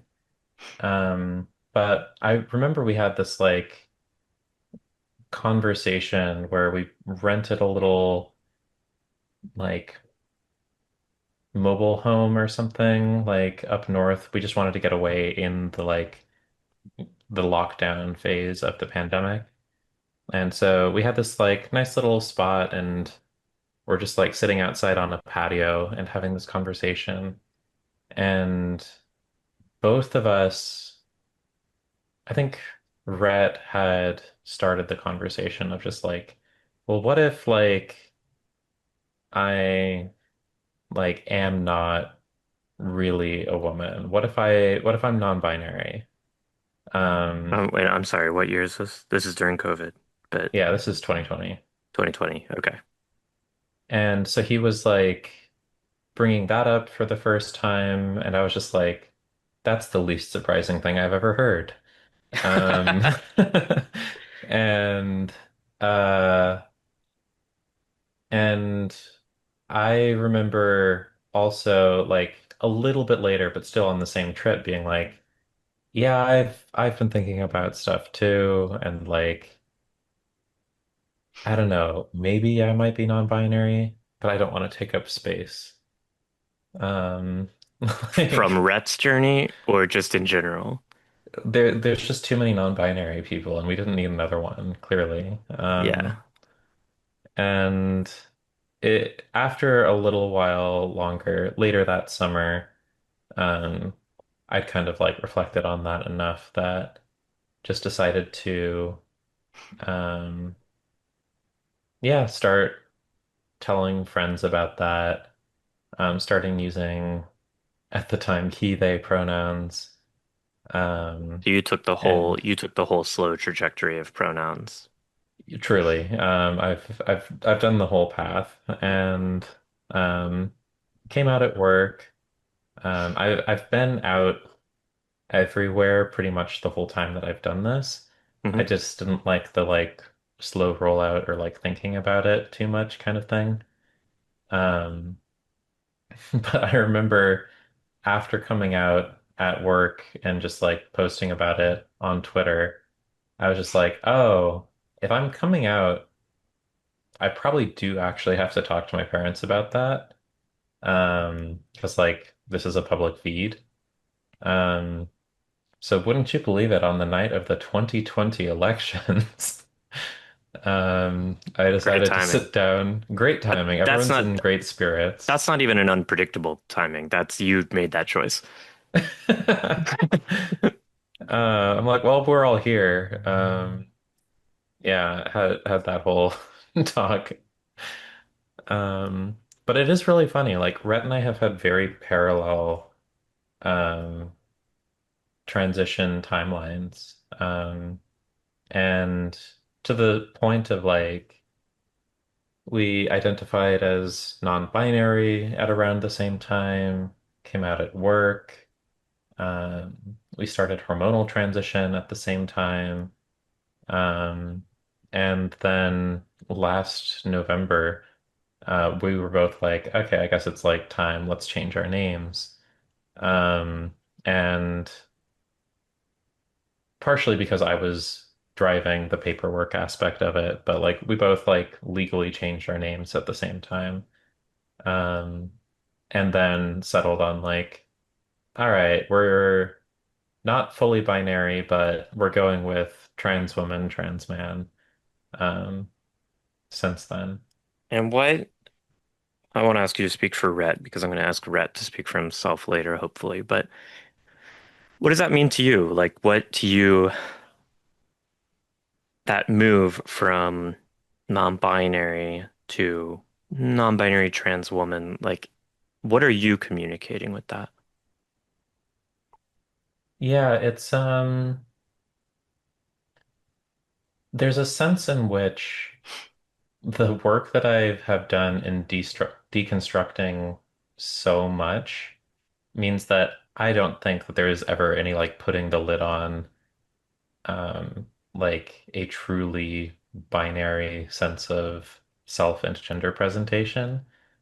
Um, because I see so much in me that's just like gender expansive in a way that um like I think is worth holding on to for me. Yeah. And the shift from like non-binary to trans woman though does have a lot of markers, right? Like I work at a company that is European and almost no one was either like able or willing to use they them pronouns for me. Hmm. And it wasn't until like I was just like, okay, she, they. Also, I was going by Kaia or Kai for a while, and I was like, now it's Kaia and she, they. And I think for a lot of people that I work with, that was actually the point where they're like, oh, she's trans. Like it did not actually connect when I was like, Yeah. use they, them pronouns for me at this job and like, every other aspect of presentation.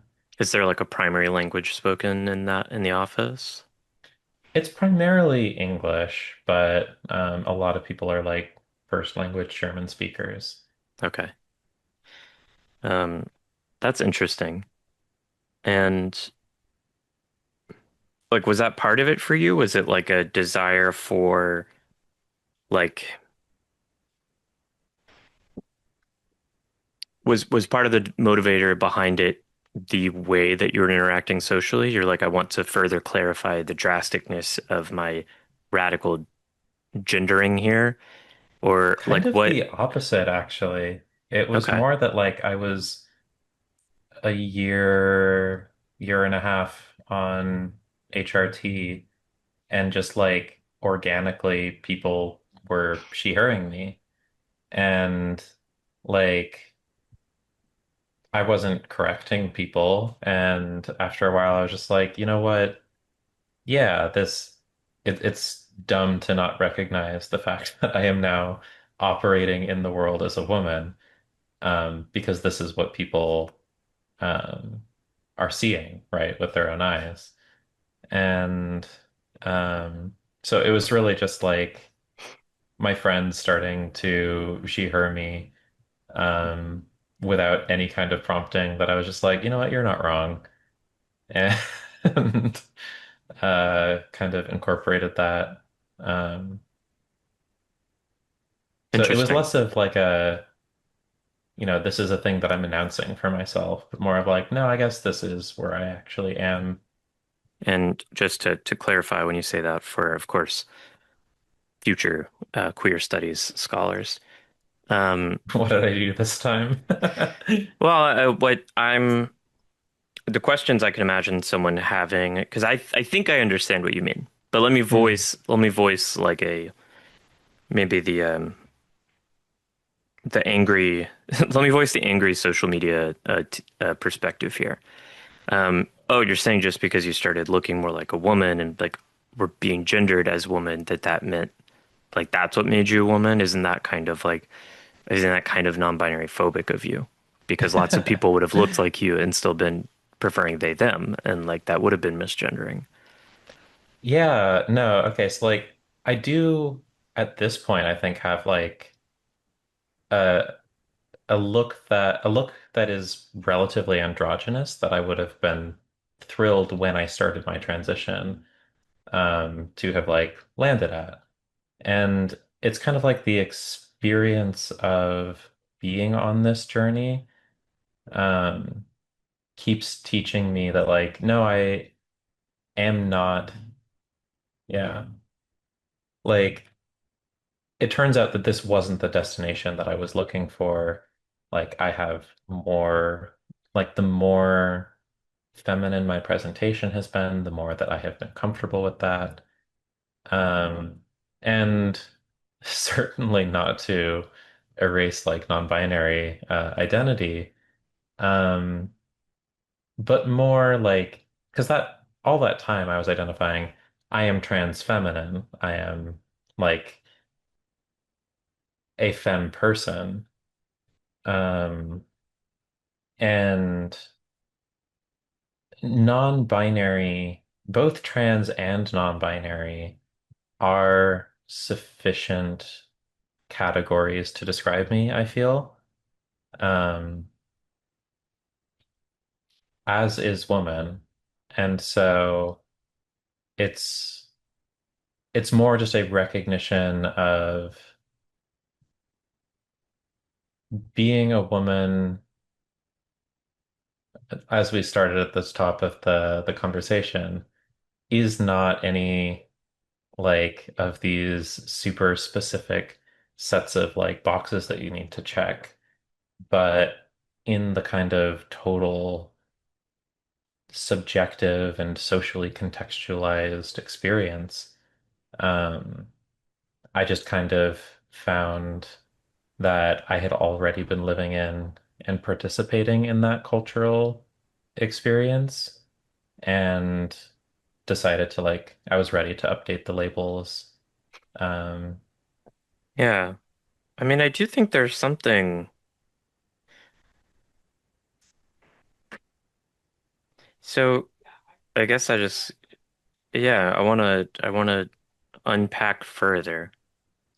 Like when you say people started she-herring me, without my prompting, and I was like, yeah, I mean, you're not wrong.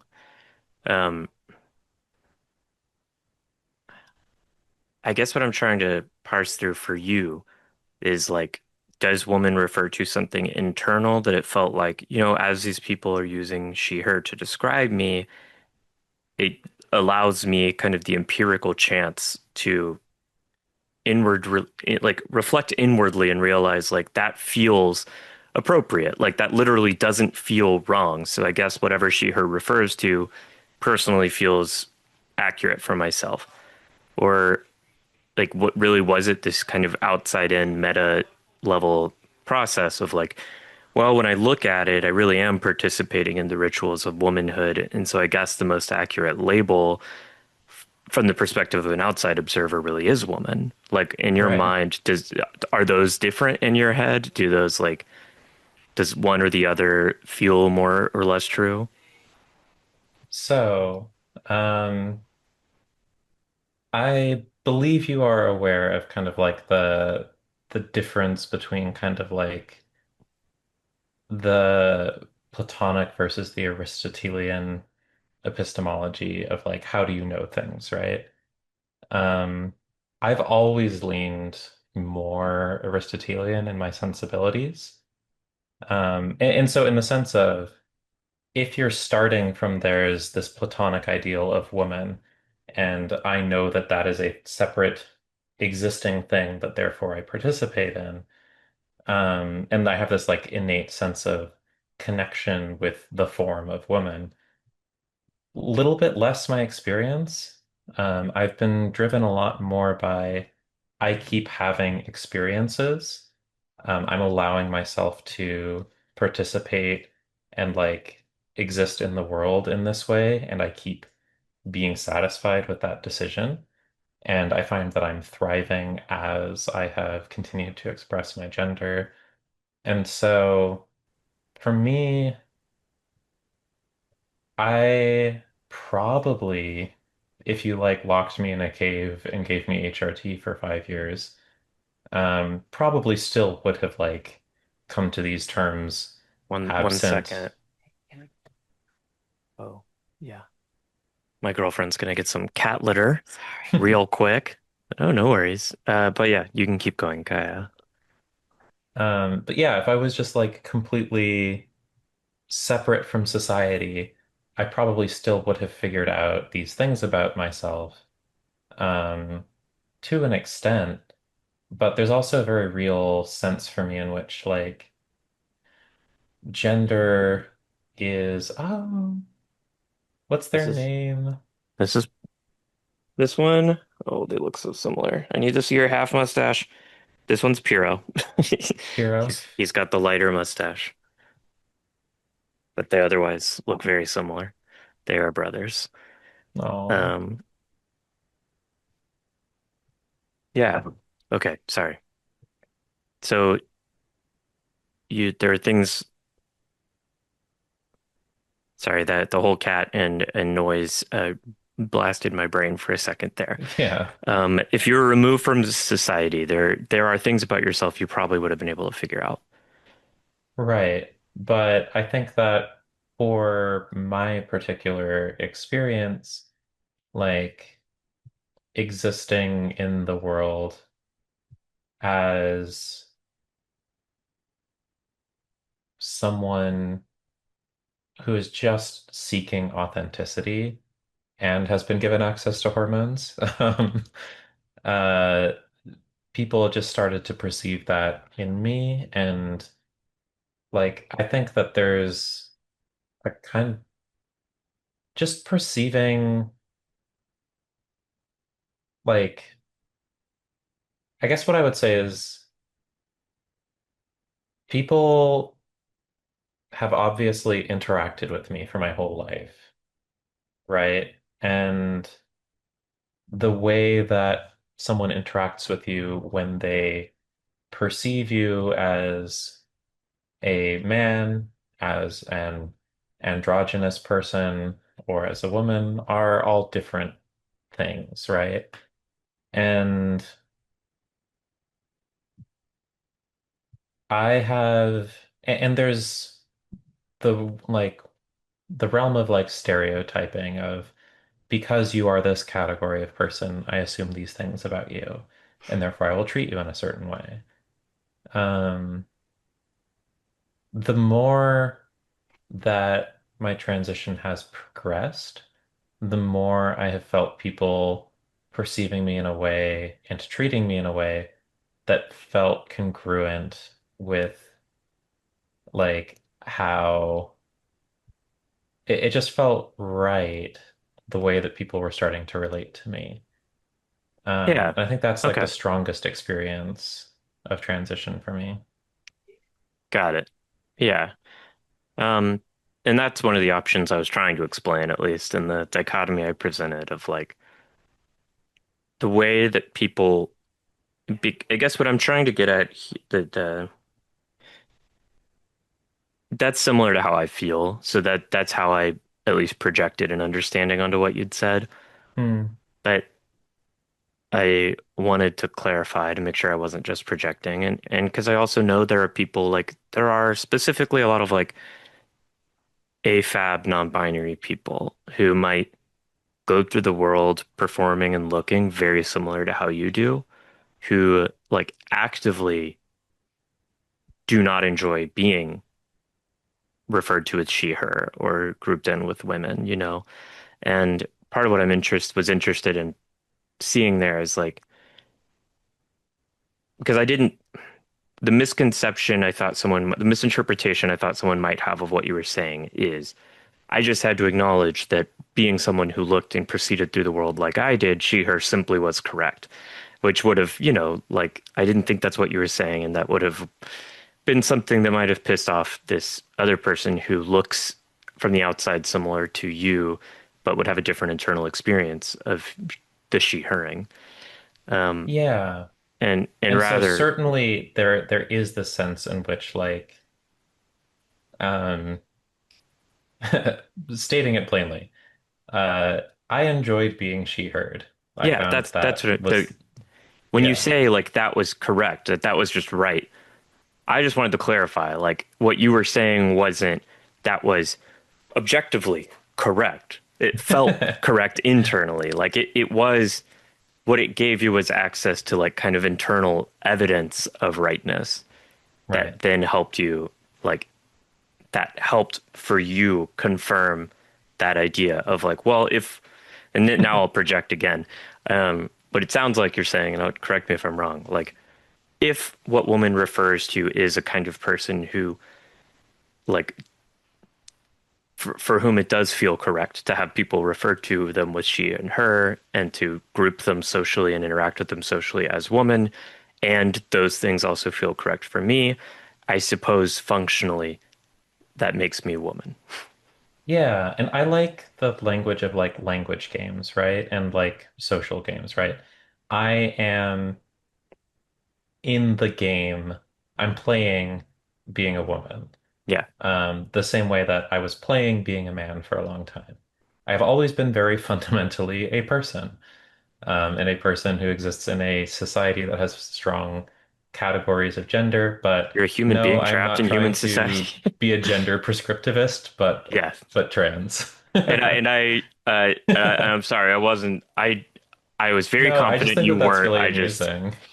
yeah, I mean, it's, and part of the reason I wanted to like again, I know it's kind of a joke when I frame these things in terms of like the future queer studies scholar looking at it, because who knows? It's very, very likely zero people ever watch this video, right? I hope people do, but hmm I, we're in the moment. No one gets to decide what becomes a historical resource. But there's so many times when I, as someone who's interested in queer history, and I will like read things written by a Jenny June writing in the, 1920s, or I'll read Karl Ulrich's writing, in the 1860s, and I'll be like, oh God, I just like, I wish I can interpret that a couple different ways, and I just want to clarify. Yeah. And so I'm doing that on your behalf, future scholar. Um, yeah, I mean, that's all very in line with how I tend to think about things. Like very much for me, because we started this whole talk with my attempt at a show about what is a woman. Um, if I have to like, yeah, I don't believe in a platonic form of womanness either. I much more resonate with the idea of like woman is one of the few existing roles in the social game into which we have been born, and it's the one I happen to find more fun and compelling. Um, in a way that, I mean, not, and when I think people can hear that kind of language of like happen to, or like, it's just this other role that I like, and think that, Like that lightens it or like yeah, takes away the seriousness of it. right, exactly. But for you, does it? I mean, like, to you, does that make it less important than it would be in your mind if there were some platonic, like if I could reach into your, like punch through your chest and, grab the woman orb. Um, I think that I've got to just have fun with it at this point, like I mean, I have a trans husband, right? The kind of shit that we say to each other and the kind of jokes that we make about like gender essentialism would get me canceled in a heartbeat okay, yeah, because it's very funny and that's because this whole project of gender is very funny and the amount of seriousness that is like the fact that people are writing laws about this is hilarious if it wasn't also like going yeah. to kill us. Oh my God, Um, yeah. I so feel that. Um, yeah, I mean, that's so interesting. You said, you're not Christian anymore. You said that was a recent-ish change.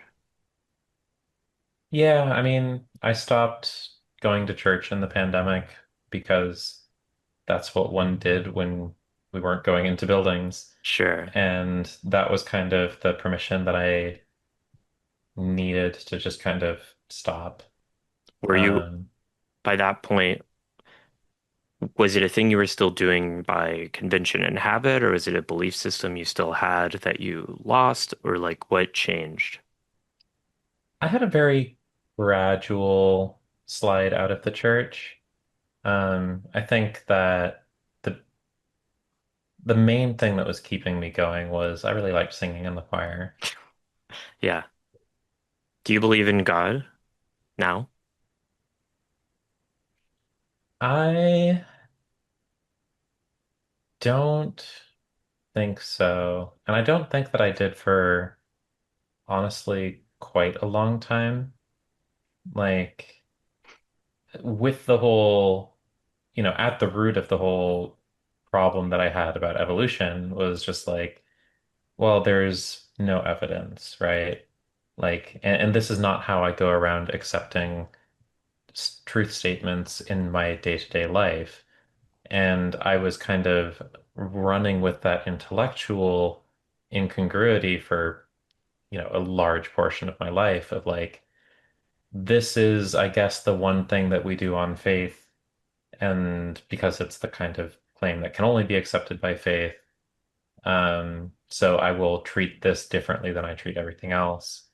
And so that was kind of like the last piece of permission I needed to give myself to leave was use the same way that you approach everything else in life. to approach the church and Hmm. God and then um, let it go. And how has your family been with the your transition and Rhett's transition? Um, so it hasn't been like the easiest time. I will say that my family is supportive. They love us both. I go out and see them pretty often out in the East Bay. And we've been like having harder conversations, pretty much all along the way of things like, hey, pronouns are important to me, actually, please do this. And some really great conversations into like, what does all of this actually mean? And honestly, like, I think coming out as not a Christian anymore, was more impactful to them, Hmm. just emotionally, than coming out as trans. Because I think the primary motivator in their minds was just like, we want you to be safe. Um, Yeah. and we know that if you are trans, you are going to have a harder life than you would have otherwise.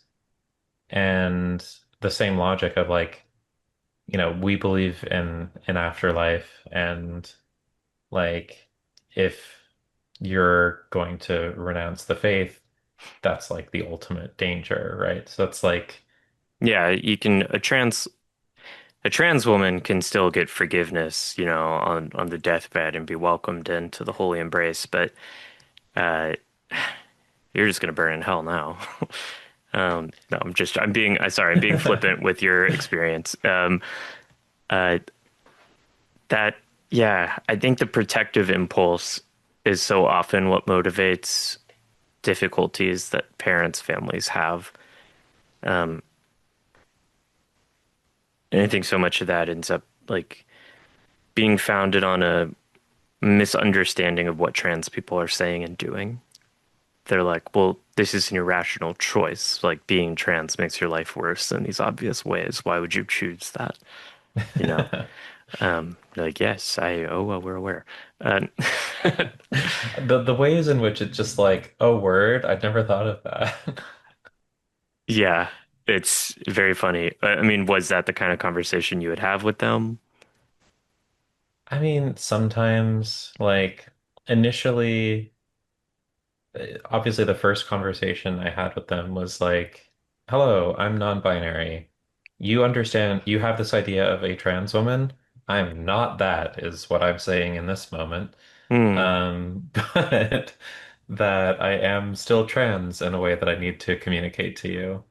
And so I had this whole experience of like, all right, let's break down, like, let's deconstruct the gender binary and go really into it, only to like come back a couple years later and be like, she, her, please.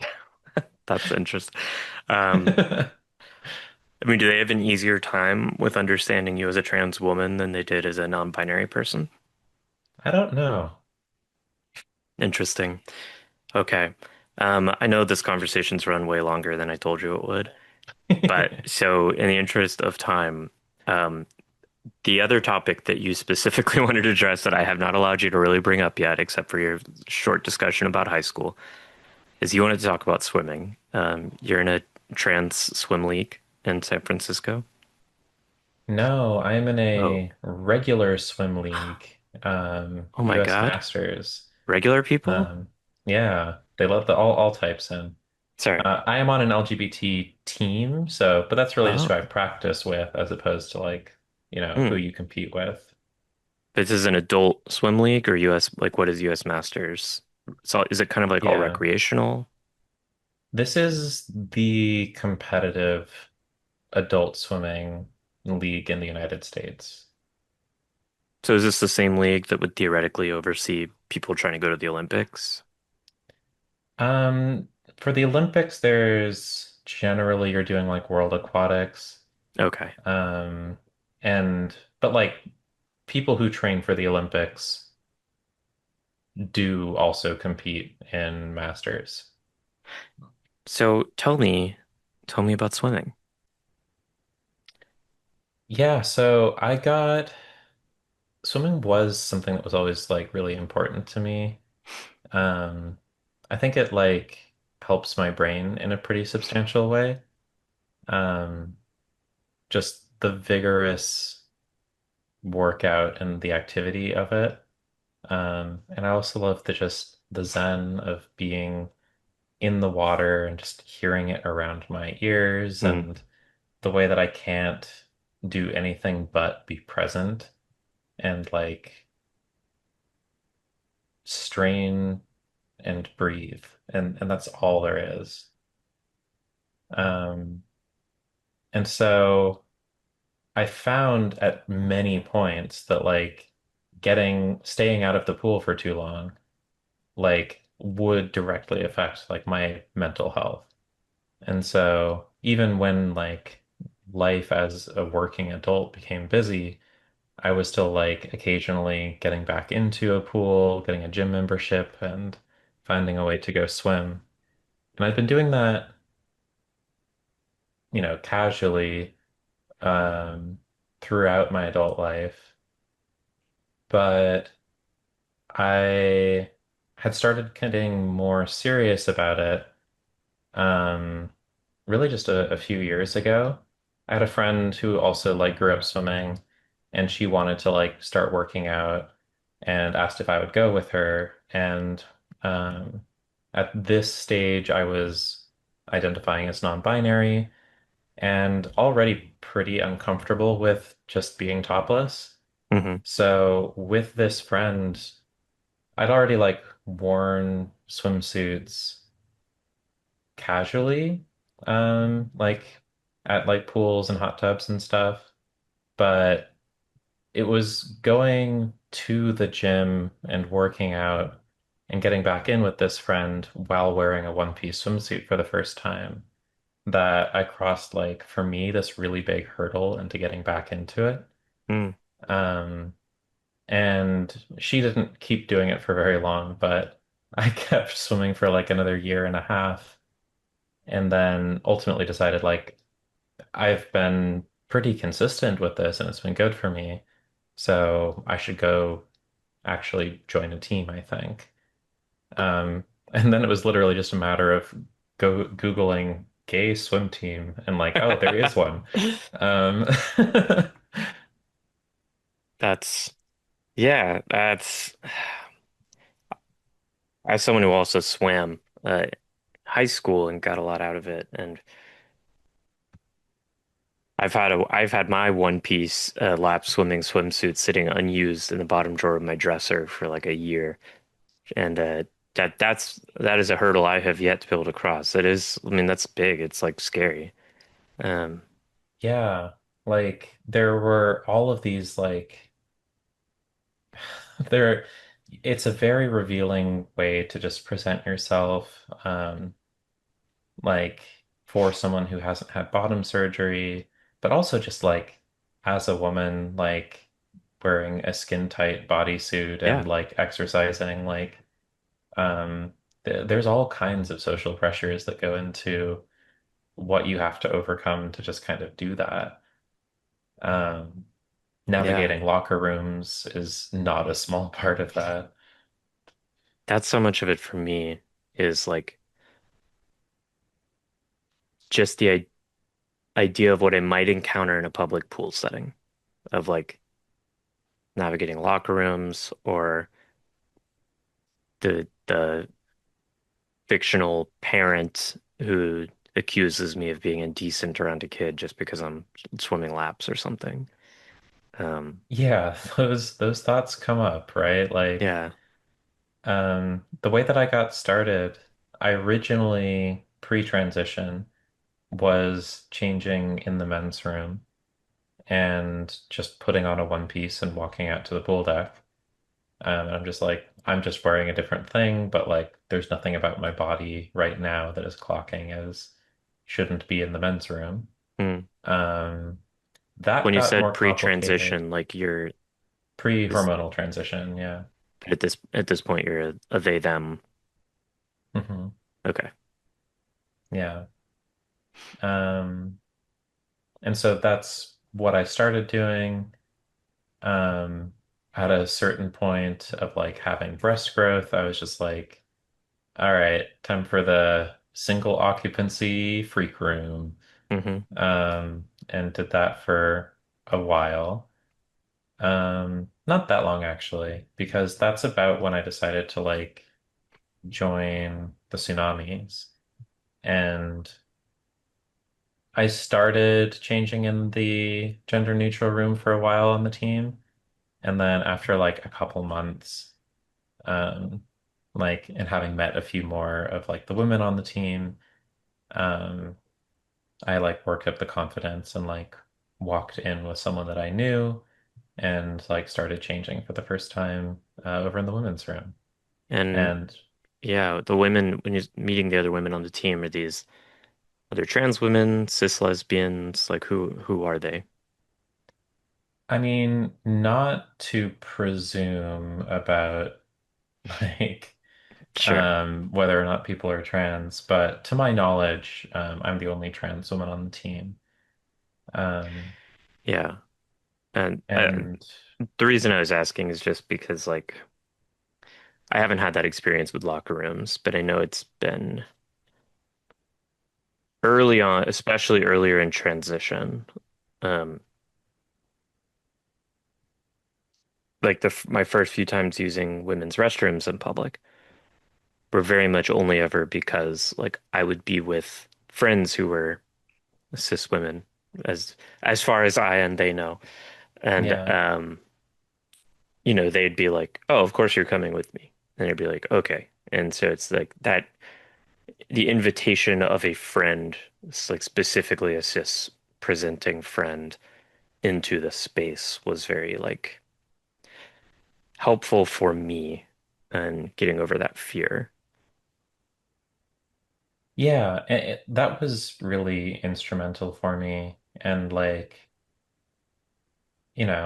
I will change in other spaces that are not with friends and um, generally haven't had any trouble around here. There have also been places where I have chosen not to, just because I don't know the vibe of the area as well if I'm Yeah. traveling. Um, so I will say also for like comfort, um, you can always change in a stall, in a shower. A thing that sometimes I've chosen to do because there's a youth team that practices back to back with us at some parts of the year. Um, and like I haven't had any trouble with parents, but there are parents outside as I like walk into the locker room. So I like a thing that I have done in those cases is show up to the gym with a suit on underneath, and then in the locker room, I'm just taking things off, popping right back out. Yeah. And um, that gives me a certain amount of comfort of like, if my other teammates are like, yeah, we know that, like, I've seen Kaia show up a bunch of times. She's always showing up with a suit on. Obviously, there's never any impropriety, but like, Right. that's an area that for safety reasons and also just general comfort, am not like Who um wants to change in front of a prepared kid? for. Like whether you're trans or Yeah. not, like that's just uncomfortable. But Yeah, and like, even back when I was like using the men's room, like sometimes if kids were like changing in like a public gym, it's just yeah. like, all right, please be in a different area of this than Yeah, it's me. it's weird, right? Yeah, I mean the way that like all the fucking groomer discourse, like the way I feel it fucking with my head and making me scared as someone who knows I am doing I am not engaging in any of these accusations, but just now this like pervasive fear that I will be accused of such. It's Right. And the thing that I have yeah. to remember is they can lie.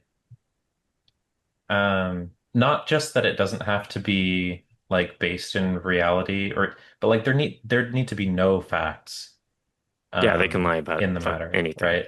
Yeah. Um And so that threat that's being wielded against us isn't actually like it's just there. And Yeah, it's about whether or not they want to turn the hate machine on. yeah. But it is a huge bummer. But I'm glad you've been able to have swimming continue to be a part of your life. I, as you were describing earlier, it's a very meditative practice. And I feel like especially right now, it's like I imagine my fantasy of swimming is of this escape from the world of the phone and the screen that it otherwise is inescapable. I've actually, I mean, I've been feeling this strongly, but I got Is that your phone? this is an e-ink phone Wow. um, that I've been finding very helpful for um, taking less psychic damage from just scrolling When we and interact on Instagram, is it on that phone or on a computer? usually computer. Okay. I do have another phone that I use, like my original phone, that I still will use for like posting, but I don't keep it like in the bedroom and I don't take it with me when I like go out for the day or anything. Yeah. Kaia, this has been a long and wonderful conversation. I'm very appreciative of you being here. And I am sorry to start eating so much into your evening. Uh, No, this has been a pleasure. oh, good. I have, I guess, two final questions. Oh, I do have like one like actual question, but I can't keep it. Give a quick answer for why you started HRT. Fuck around and find out. Yeah, great. It That's all it was, needs. well, it was really, I think the big thing was I had a friend, a non-binary friend who tried it and stopped. And I Hmm. was like, oh, you can just stop if it's not for you. All Yeah. right, sign me up. Let's Yeah, find out. people, it's not a like, people have such a Family Guy understanding of medical transition where you walk into a hospital as Quagmire's dad and you walk out as Quagmire's mom, and it's it's just yeah, it's If only. it's so slow. And the hormones are very you can just stop them and do the other ones if you want. Um Not that there's no permanent effects. Like if you develop breast tissue, then that's there until you deal with it. But like you're not gonna all of it's not gonna happen so fast that you don't have time to think about it. Right. Um, okay. So my two questions. Do you have anything you would want to say to your past self? This is a common trans question, but like, is there any message you wish you could give to yourself as a teenager, 14-year-old Kaia? I think I'd say that like the the cliff that you're looking forward, like looking at, um, of if you didn't have Christianity, if you didn't happen to, luck out and be saved, um, like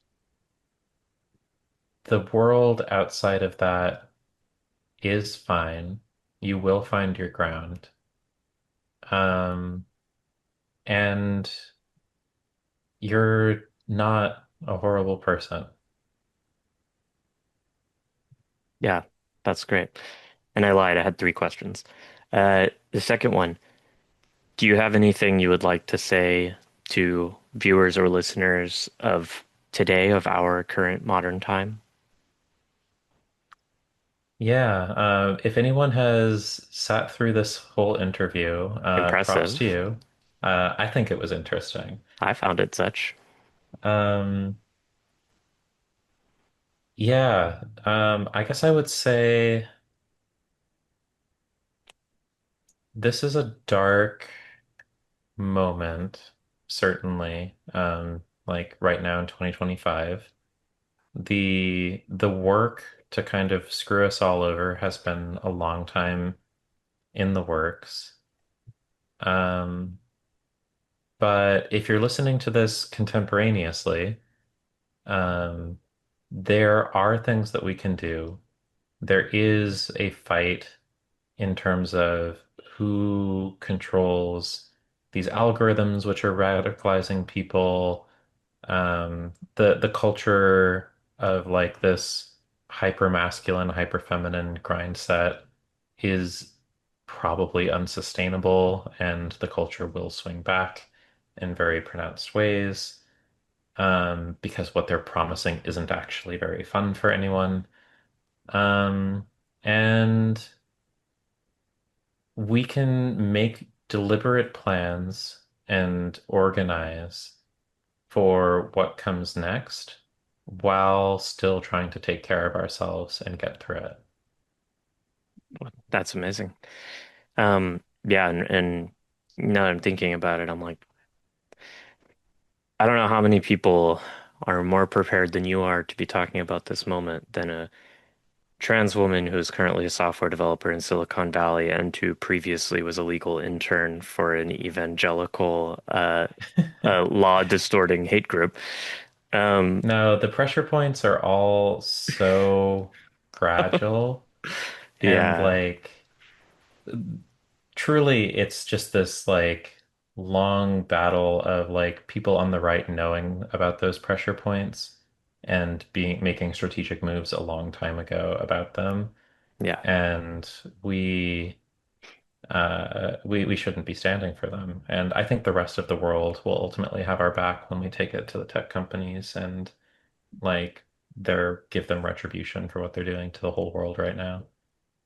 hope so. Speaking of uh, the future, as you probably could have guessed, the third question and final question, do you have anything in addition to the wonderful messages you've already given to your past and to our present?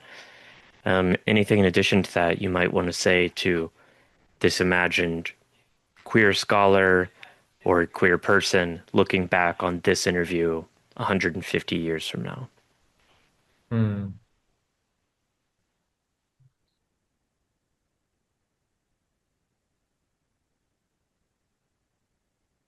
It must be strange hearing us talk because I know that the cultural moment that we're in is maybe something that you have read about the same way that I have read about things 150 years ago.